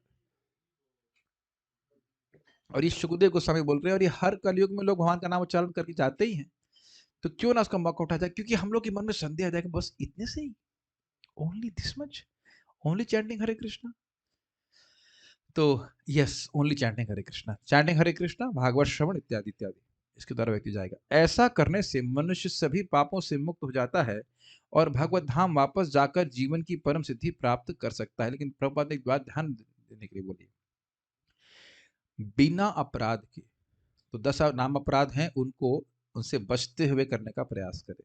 एक अगर बात आ रही तो रिवाइज कर लें। पहला अपराध है वैष्णवों की निंदा नहीं करना। महाभागवतों की निंदा करने की बात नहीं कर रहे हैं। तो महाभागवत तो है नहीं, तो वापस स्कोप है कुछ निंदा करने का? नहीं। वैष्णव की निंदा नहीं करना, या वैष्णव की निंदा करना अपराध है तो नहीं करना चाहिए। दूसरा है शिव जी और अन्य देवताओं के नाम को भगवान से अलग मानना या उनसे स्वतंत्र मानना, ठीक है, या उन्हीं के बराबर मानना। तीसरा है गुरु की अवज्ञा करना। चौथा, वैदिक शास्त्रों की निंदा करना, ठीक है। पांचवा, हरे कृष्ण मंत्र की महिमा को काल्पनिक समझना। छठा, इसमें अर्थवाद का आरोप करना। अर्थवाद समझ रहे हैं? अरे बढ़ा करके बोला क्या है, लोग करेंगे इसलिए, इस प्रकार से बढ़ा के, क्या जितनी महिमा है वही नहीं बोल सकते, बढ़ा के क्या बोलेंगे, ठीक है। उसके बाद सातवां है नाम के बल पर पाप करना। आठवां है हरे कृष्ण महान मंत्र को एक वैदिक कर्मकांड मानना। नवा है जो अश्रद्धालु व्यक्ति हैं उनको नाम की महिमा का उपदेश देना। और 10वां है कि हमता और ममता बनाए रखना, कि मैं जगत का हूँ, और इस प्रकार की राग द्वेष को बनाए, मतलब बेसिकली भौतिक आसक्ति को बनाए रखना ये, और नाम में विश्वास नहीं करना या आसक्ति को उत्पन्न नहीं करना, इस प्रकार से। और अगर मान लो अपराध हो भी रहे हैं तो भी व्यक्ति को नाम जप करते रहना चाहिए, प्रयास करना चाहिए कि अपराधों से बचे। कदाचित किसी वैष्णव की निंदा हो गई तो प्रयास करे कि आगे ना हो, ये अर्थ है। और नाम जप करता जाए। अगर मान लीजिए आपने देखा कि कम से कम एनवियस नहीं होना चाहिए। एनवियस मतलब मान लो गलती से निंदा हो गई, एक अलग बात है, लेकिन अब कोई भक्ति कर रहा है, उसकी टांग खींचने का प्रयास करें, उसको ब्लास्फीम समझते हैं? ब्लास्फीम मतलब निंदा, मतलब जबरदस्ती उसको, क्या कहेंगे उसको, गलती निकालना। देखो इसमें ऐसे, मतलब गलती है नहीं फिर भी प्रचार करना, गलती नहीं है फिर भी प्रचार करना, ऐसे बहुत लोग करते हैं, कि बहुत लोग करते हैं। और मैं समझ में नहीं आता कि उनको भगवान ने ऐसा, उनको ही ऐसी बुद्धि क्यों दी, उनकी दुर्गति कितनी होगी वो समझ नहीं पा रहे हैं। हम तो महान महान भक्तों को देखते हैं कि उनके, नरोत्तम दास ठाकुर जी को जी सभी को निंदा करनी पड़ी, लेकिन मैं सोचता भगवान उस निंदक को, उसी को क्यों चुना? Why him? उसको छोड़ देना, भगवान की गलती नहीं है, भगवान नहीं प्रेरित कर रहे हैं उसको, लेकिन क्या उसके पास दिमाग है, पता नहीं, नरोत्तम दास ठाकुर जी को निंदा करने वाला व्यक्ति, लेकिन फिर भी लोगों की बुद्धि कैसी घूमी रहती। तो हमेशा रहे इस प्रकार के लोग। अगर ऐसे करके बचेंगे तो बड़ी तीव्रता से हम प्रगति कर पाएंगे। हम इस ग्रंथ में कई स्थानों पर विशेष रूप से आरंभ में भगवान श्री चैतन्य महाप्रभु का जीवन वृत्त प्रस्तुत करते समय इस विषय पर बता चुके हैं, और अब भी समाज में शांति तथा संपन्नता के लिए उसी को दोहरा रहे हैं। भगवान ने भगवत गीता में खुलकर घोषणा की है कि वे किस तरह हम पर प्रसन्न होते हैं, किस तरह हम पर प्रसन्न होते हैं, और वही विधि भगवान श्री चैतन्य महाप्रभु के जीवन तथा उनके उपदेश कार्य से प्रदर्शित होती है। भगवान हरि, परम भगवान, जो हमें संसार के सब कष्टों से मुक्त करते हैं, सर्व मंगल हरे प्रेम दिया हरे मन, हरि का अर्थ है, को जो हमें इस भवबंधन से छुटकारा दिलाते हैं, प्रसन्न करने के लिए यज्ञ संपन्न करने की सम्यक विधि यही है कि इस कलह तथा विरोध के अंधकारमय युग में भगवान श्री चैतन्य महाप्रभु के मार्ग का पालन किया जाए। ये समझ में आए? कलह और विरोध, विरोध मतलब आप कोई मत रखेंगे ना, उसमें लोग अग्री नहीं करेंगे, नहीं हमें तो ये समझ में नहीं आ रहा है, कुछ और मत है ऐसे। ये हर जगह चलेगा। आप देखते हैं कलयुग में कुछ बात बोलेंगे, एकदम सही बात, फिर भी दूसरा व्यक्ति नहीं ये तो ठीक नहीं, कुछ उसमें ऐसा है। भले वो झगड़ा नहीं कर रहा, लेकिन मतभेद बहुत चलता है। तो क्या मत है? हरेर नाम हरेर नाम हरेर नाम एवं केवलम, कलव नास्ति एवं नास्ति एवं नास्ति था। तो जो भगवान ने कहा मन मना, भगवान चैतन्य महाप्रभु कह रहे कीर्तनिया सदा Hari. Does that make sense? मन मना भव मद भक्तो मध्याजी माम नमस्कुरु बोल रहे हैं, और यहाँ चैतन्य महाप्रभु क्या बोल रहे हैं? कीर्तनिया सदा हरि। वही एक ही बात है। महाराज युधिष्ठिर को समृद्धि के दिनों में अश्वमेध यज्ञ करने के लिए सामग्री जुटाने हेतु स्वर्ण राशि एकत्र करनी पड़ी थी। अतएव आज के अभावग्रस्त तथा स्वर्ण के सर्वथा अभाव के दिनों में हम ऐसे यज्ञ संपन्न करने की बात नहीं सोच सकते। बड़ा स्पष्ट है। इस समय हमारे पास कागज का अंबार है। थोड़ा समझने का प्रयास कीजिएगा। और आधुनिक सभ्यता के आर्थिक विकास द्वारा उसे स्वर्ण में बदलने का वादा किया जाता है। इसको जरा समझने का प्रयास कीजिए। किसी पास कोई नोट है? घबराइए मत, हम लेंगे, घबराइए मत। जस्ट एक, हाँ ये डोनर है हमारे अच्छे, ये तो देवी देंगे। हाँ देखिए देखिए क्या लिखा गया है। एक एक चाहिए, अरे दो नहीं चाहिए, एक चाहिए। इसमें लिखा है,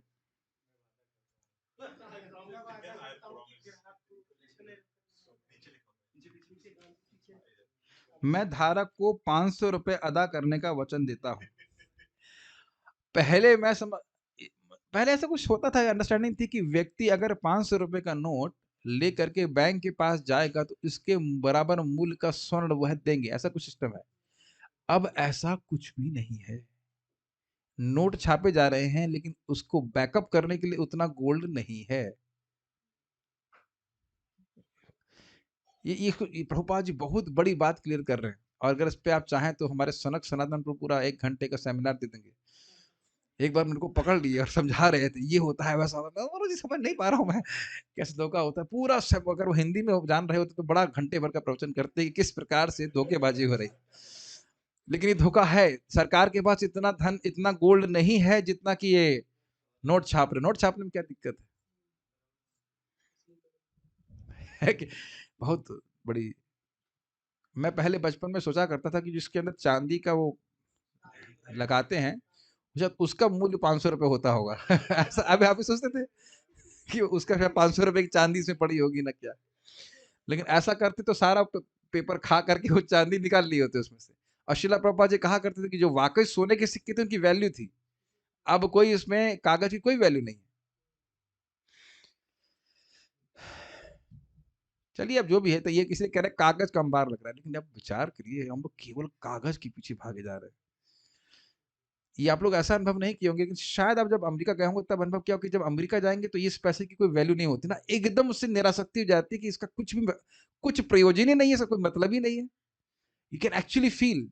जैसे इंडोनेशिया के भक्तों ने मुझे इंडोनेशिया के पैसे दिए तो उसमें कोई आकर्षण ही नहीं हो रहा था। उसमें लिखे थे बड़े बड़े नंबर, 10,000 रुपया और वट। क्या करना है तो हमारे किसी काम का नहीं। ऐसे ही प्रभु महाराज जी कह रहे थे कि भाई अगले जन्म में तुम्हारे ये पैसा है बिल्कुल काम नहीं आने वाला, इसको ट्रांसफॉर्म करो, दान दे करके भगवान की सेवा में लगाकर ये पुण्य काम आएगा अगले जन्म में। Very striking point. तो खैर यहाँ समझ रहे हैं कि कोई स्वर्ण हमारे पास है नहीं, केवल वायदा किया जाता है। फिर भी हम ना तो व्यक्तिगत रूप से ना सामूहिक या राज्य संरक्षण में महाराज युधिष्ठिर के समान प्रचुर धन खर्च कर सकते। वादों से नहीं काम बनता। जैसे मान लो अर्जुन आके बोलते कि आप यज्ञ कीजिए, मैं आपको इतना स्वर्ण देने का वादा करता हूं, और जब वाकई जरूरत पड़ी स्वर्ण देने की तो तुम्हारा वादा कर रहा हूं, अभी वादा किया हूं, ऐसा नहीं चलेगा। वाकई स्वर्ण ला के दिए ना, वादा था ना किए केवल। अतएव इसीलिए कहते हैं चीटर्स एंड चीटेड। अतएव इस युग के लिए शास्त्र सम्मत तथा भगवान चैतन्य महाप्रभु द्वारा अनुमोदित विधि ही सर्वथा उपयुक्त है। भगवान के नाम उच्चारण की इस विधि में किसी प्रकार का खर्च नहीं होता, फिर भी इससे अन्य व्यय साध्य, मतलब जो बहुत खर्चे से साधित होते हैं, यज्ञ विधियों से अधिक लाभ पहुंचता है। इसको कल मैंने आपको बता दिया था, आदि लीला 3.79 3.79 था ना। कितना? गोकोटि दानम ग्रहणे खगस्य, करोड़ों करोड़ों गायों को दान देना सूर्य ग्रहण के समय। और उसके बाद क्या था? गंगे प्रयागा वसति कल्पवासो करके था कि गंगा जी के पास तट पे करोड़ अपना एक कल्प तक व्यक्ति वास करे, और अयुत करोड़ों करोड़ों मेरु पर्वत के समान सोना दान करे करोड़ करोड़ ब्राह्मण को, फिर भी जो उसका पुण्य होगा वह कृष्ण का नाम एक बार बोलने का 100वां अंश भी नहीं होगा। और बोल लेते हैं हरे कृष्णा कृष्णा कृष्णा हरे हरे, हरे राम राम राम हरे हरे। बारंबार सुनना है और अपने बच्चों को भी बताना है। बच्चों को शुरुआत से ही पुण्य कमाते रहने में लगा देना चाहिए, बचपन से कमाई शुरू हो जानी चाहिए। कितना ये बहुत स्ट्राइकिंग बात है। कोई कहेगा खर्चा नहीं हो रहा है तो शायद लाभ कम मिलता हो, ऐसा नहीं है। खर्चा कुछ नहीं और लाभ अत्यधिक। इंद्रविंद्र बनना हो तो आप देख लीजिएगा, कोई दिक्कत नहीं, लेकिन इंद्र नहीं, भगवान के पास जाना है। वैदिक विधानों द्वारा संपन्न होने वाले अश्वमेध यज्ञों या गोमेध यज्ञों से यह नहीं समझना चाहिए कि ये पशुओं को मारने की विधियां हैं। वास्तव में यज्ञ में बलि किए गए पशु वैदिक मंत्रों के उच्चारण की दिव्य शक्ति से नया जीवन प्राप्त करते थे। समुचित विधि से मंत्र उच्चारण करने की शक्ति सामान्य लोगों की समझ से बाहर है। सारे वेद मंत्र व्यवहारिक हैं और इसका प्रमाण था कि बलि किए गए पशु को नवजीवन का प्राप्त होना। ये बात समझ में आई? जैसे एक्सपेरिमेंट किया जाता है, उसका रिजल्ट आता है तो कहते हैं देखो ये यज्ञ किया, देखो सबके सामने उसको दूसरा जीवन प्राप्त हो गया। तो इतना तो हमारे कल्पना के बाहर है। हम तो लकड़ी भी मंत्र से जला लें तो बहुत बड़ी बात होगी, लकड़ी भी नहीं जला सकेंगे ना। हाँ, आधुनिक युग के तथाकथित ब्राह्मणों या पुरोहितों द्वारा इस प्रकार से वैदिक मंत्रों का विधिपूर्ण उच्चारण हो पाना संभव नहीं है। बड़ा स्पष्ट बातें हैं। द्विज कुलों की अप्रशिक्षित संतानें अपनी पूर्वजों जैसी नहीं है, अतएव उनकी गिनती शूद्रों में अर्थात एक जन्मा में की जाती, मतलब केवल मां से जन्म प्राप्त हुआ है।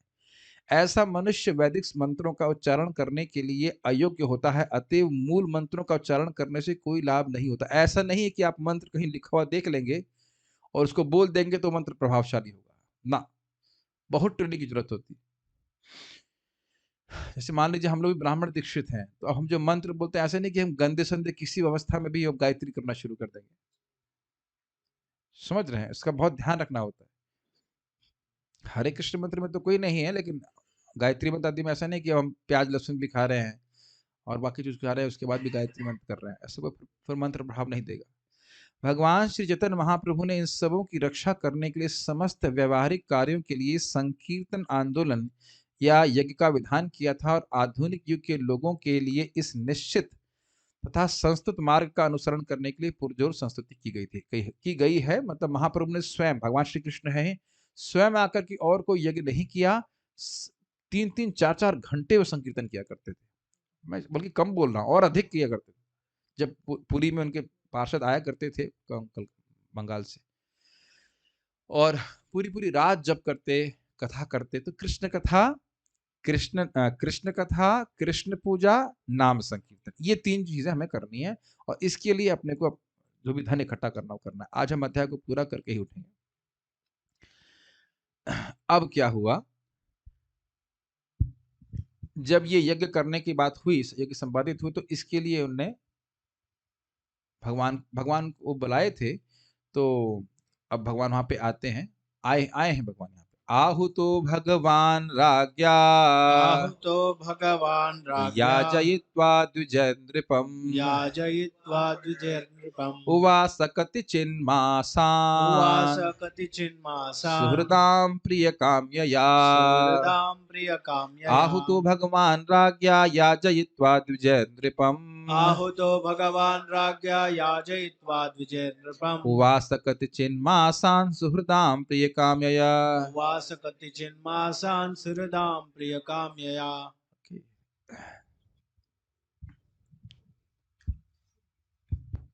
महाराज युधिष्ठिर द्वारा यज्ञ में आमंत्रित होकर भगवान श्री कृष्ण ने इस बात का ध्यान रखा कि ये सारे यज्ञ योग्य यानी द्विज ब्राह्मणों द्वारा संपन्न कराए जाएं।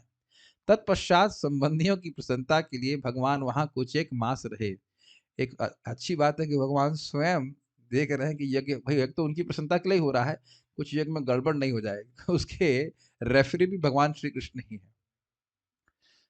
श्लोक देख लीजिए, अन्वय देखिए। राज्ञा आहूत, राजा युधिष्ठिर के द्वारा आहूत बुलाए जाने पर भगवान अर्थात भगवान श्री कृष्ण ने द्विजय अर्थात ब्राह्मणों द्वारा नृपम, राजा युधिष्ठिर का याजयित्व यज्ञ करवाकर, ये शब्द समझ गए होंगे, कई बार आया होगा, कारयित्व करवाकर, याजयित्व यजन करा, यज्ञ कराकर, सुहृदाम प्रिय कामया अपने संबंधियों की प्रसन्नता के लिए कथिचित मासान उवास, कुछ महीने वहां निवास किया। उवासा निवासा की अर्थ है, संस्कृत देखिए। आहूत तो भगवान राज्ञा, भगवान के द्वारा आहूत बुलाए जाने पर, सॉरी राजा के द्वारा बुलाए जाने पर भगवान श्री कृष्ण ने द्विजय निरुपम याजत्व, ब्राह्मणों के द्वारा राजा युधिष्ठिर का यज्ञ करवाया।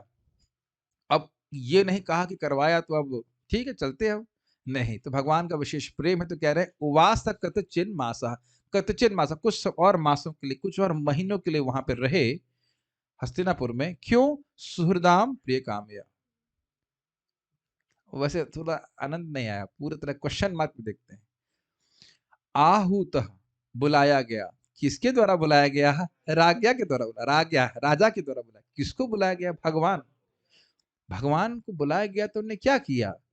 तो नृपम याजयित्वा, राजा का यज्ञ करवाया। किसके द्वारा करवाया? द्विजय ब्राह्मणों के द्वारा किया। क्या वो है? करवाने के बाद उसके बाद उन्होंने क्या किया? उवासा कतचिन मासा, कुछ महीनों के लिए हस्तिनापुर पर रहे। क्या कुछ दिक्कत थी? कहते नहीं, सुहृदाम प्रिय कामया, अपने सुहृदों को, सुहृद का अर्थ है परिषद, युधिष्ठिर महाराज आदि के लिए प्रिय की कामना करने के लिए। क्लियर हो गया? सारे प्रश्न क्लियर हो गए? ठीक है। प्रिय कामया, यहां भी भगवान का विशेष प्रेम सूचित हो रहा है कि नहीं? अब एक विचारणीय बात है कि हमने सुना था कि अच्युत चोदित, भगवान के द्वारा प्रेरित होकर के भाई लोग धन लेने के लिए गए, तो हुआ क्या पहले? ये मुझे क्रम नहीं पता है। तो फोन से तो नहीं बोले होंगे, फोन से नहीं बोले होंगे कि आप करा लीजिए, तो क्या ये सिस्टम है नहीं समझ पा रहे। अश्वमेध यज्ञ तो भगवान की प्रेरणा से ही हो रहा था ना। अब पढ़े कि नहीं, धन तो भगवान, हाँ धन यही समझ में आ रहा है कि वहां थे, तो भगवान द्वारका से यहाँ पे आए, ये तो कुछ समझ में नहीं आ रहा। भाई अश्वमेध यज्ञ संपन्न कराने के बाद तो द्वारका गए हैं ना। ओ क्षमा कीजिएगा, क्षमा कीजिएगा, प्रभुपाद जी का अनुवाद से क्लियर हो गया। महाराज युधिष्ठिर द्वारा यज्ञ में आमंत्रित होकर, यज्ञ में आमंत्रित होकर के, हस्तिनापुर में आमंत्रित होने के लिए नहीं बोल रहे हैं, मैं थोड़ा मिस्टेक कर गया यहाँ पे, यही अर्थ समझ में आ रहा है। देख रहे हैं एक श्लोक को समझने में कितना दिक्कत होता है। भाई यहाँ पे भी मान लो या ऐसे कोई आयोजन हो रहा है, ऐसे मान लीजिए गीता का पारायण हो रहा है, तो यहीं पे जो उपस्थित भक्त हैं उनको भी आमंत्रित किया जा सकता है। तो यही समझ में आ रहा है कि भगवान वहां पे पहले से ही थे।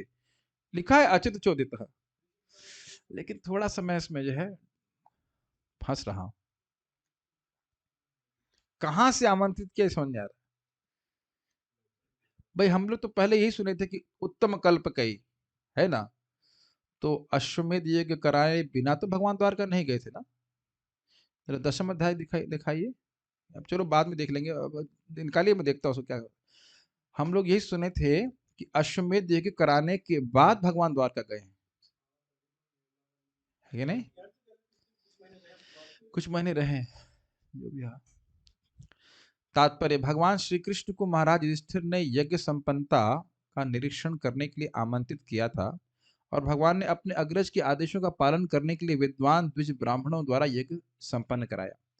केवल ब्राह्मण कुल में जन्म लेने से ही कोई यज्ञ कराने का अधिकारी नहीं बन जाता, उसे समुचित प्रशिक्षण तथा प्रामाणिक आचार्य से दीक्षा ग्रहण करके द्विज बनना होता है।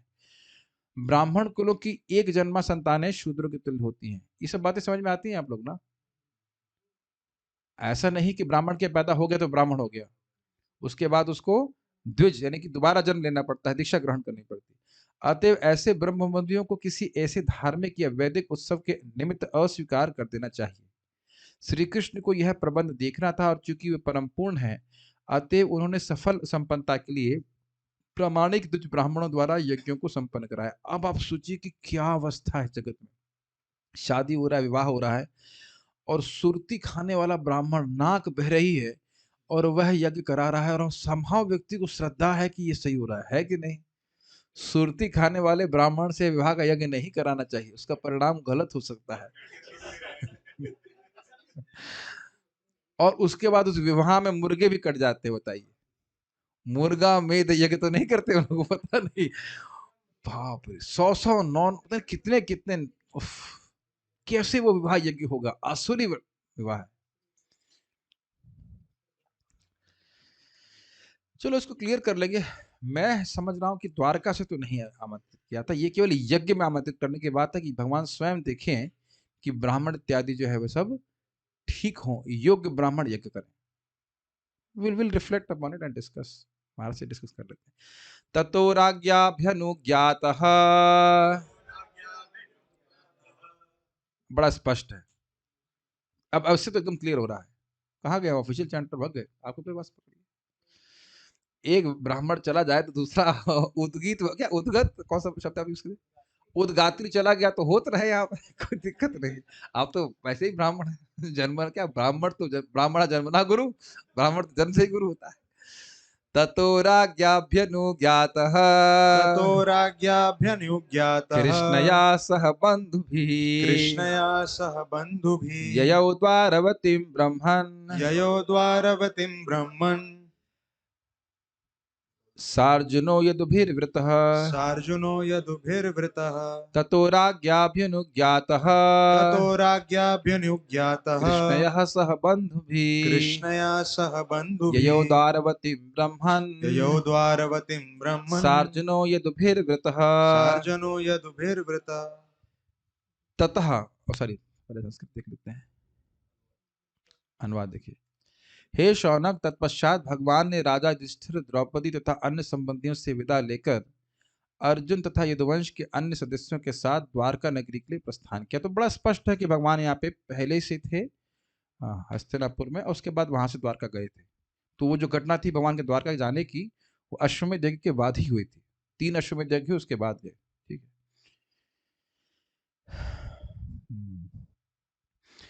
अन्वय देखिए। हे ब्राह्मण, अब कहेंगे हे कहां से आ गया, ब्राह्मण शब्द है, उसको शौनक ऋषि को संबोधित कर रहे हैं। हे शौनक, ततः तत्पश्चात भगवान ने राज्ञा अर्थात राजा युधिष्ठिर, कृष्णया और द्रौपदी के सह अर्थात साथ, बंधु भी अन्य संबंधियों के द्वारा अभ्यनुज्ञात अनुमति दी जाने पर यदुभिवृत यदुवंश के सदस्यों से घिरे हुए, आवृत समझते, आवृत मतलब घेरा, तो व्रथा मतलब घिरे हुए, सार्जुन अर्जुन के साथ द्वारवतीम ययौ द्वारकापुरी के लिए प्रस्थान किया। संस्कृत देख लीजिए, मैं बहुत फास्ट किया कि समझ में आ गया।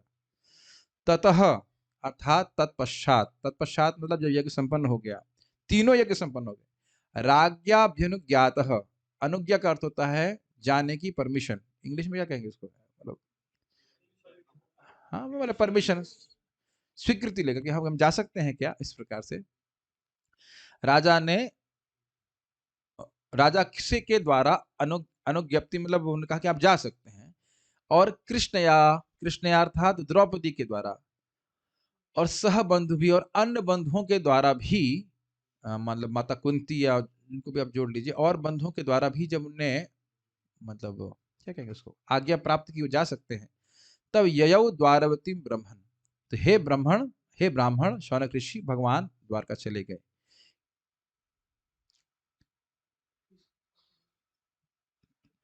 प्रश्न की तरह करने से और अच्छा लगता है। ततः तत्पश्चात, तत्पश्चात क्या हुआ, उसके बाद क्या हुआ, राजा की अनुज्ञा प्राप्त करके। कौन से राजा थे, युधिष्ठिर महाराज, अनुज्ञा प्राप्त करके, अनुज्ञा प्राप्त करके क्या प्राप्त हुआ, क्या करे वो, क्या केवल राजा युधिष्ठिर की ही आज्ञा प्राप्त की, तो कहते नहीं, कृष्ण या द्रौपदी, तो केवल 2 ही लोग नहीं, कहते बंधु भी। तो जब उन्हें आज्ञा प्राप्त करी तो क्या किया, ययौ द्वारवती, द्वारका को चले गए। किसको संतोष बोल रहे हैं ये, शौनक आदि ऋषि ब्राह्मण को बोल रहे हैं। क्या वो अकेले गए, तो कहते नहीं, सार्जुन अर्जुन के साथ में। तो वो 2 ही लोग थे, कहते नहीं, यदुभिर्वृतः, यदुओं के द्वारा घिरे हुए थे। तो इस लोग समझ आ रहा होगा, यदुभिर्वृतः मतलब अन्य यदु भी आए होंगे, या कह सकते हैं कि सात्विकी और एक और थे, कृतवर्मा भी थे, नहीं कृतवर्मा नहीं थे, उद्धव और सात्विकी भी साथ पे रहे। ठीक है, यदुवंश के सदस्यों से कुछ लोग वहां पे रहे होंगे। हो गया। इस प्रकार श्रीमद् भागवतम के प्रथम स्कंद के अंतर्गत सम्राट परीक्षित का जन्म नामक 12वें अध्याय के भक्ति विधान तात्पर्य पूर्ण है। ओम तत्सत, हरि बोल। तो हम लोग आज प्राण करते हैं, उसके बाद फिर रुकेंगे।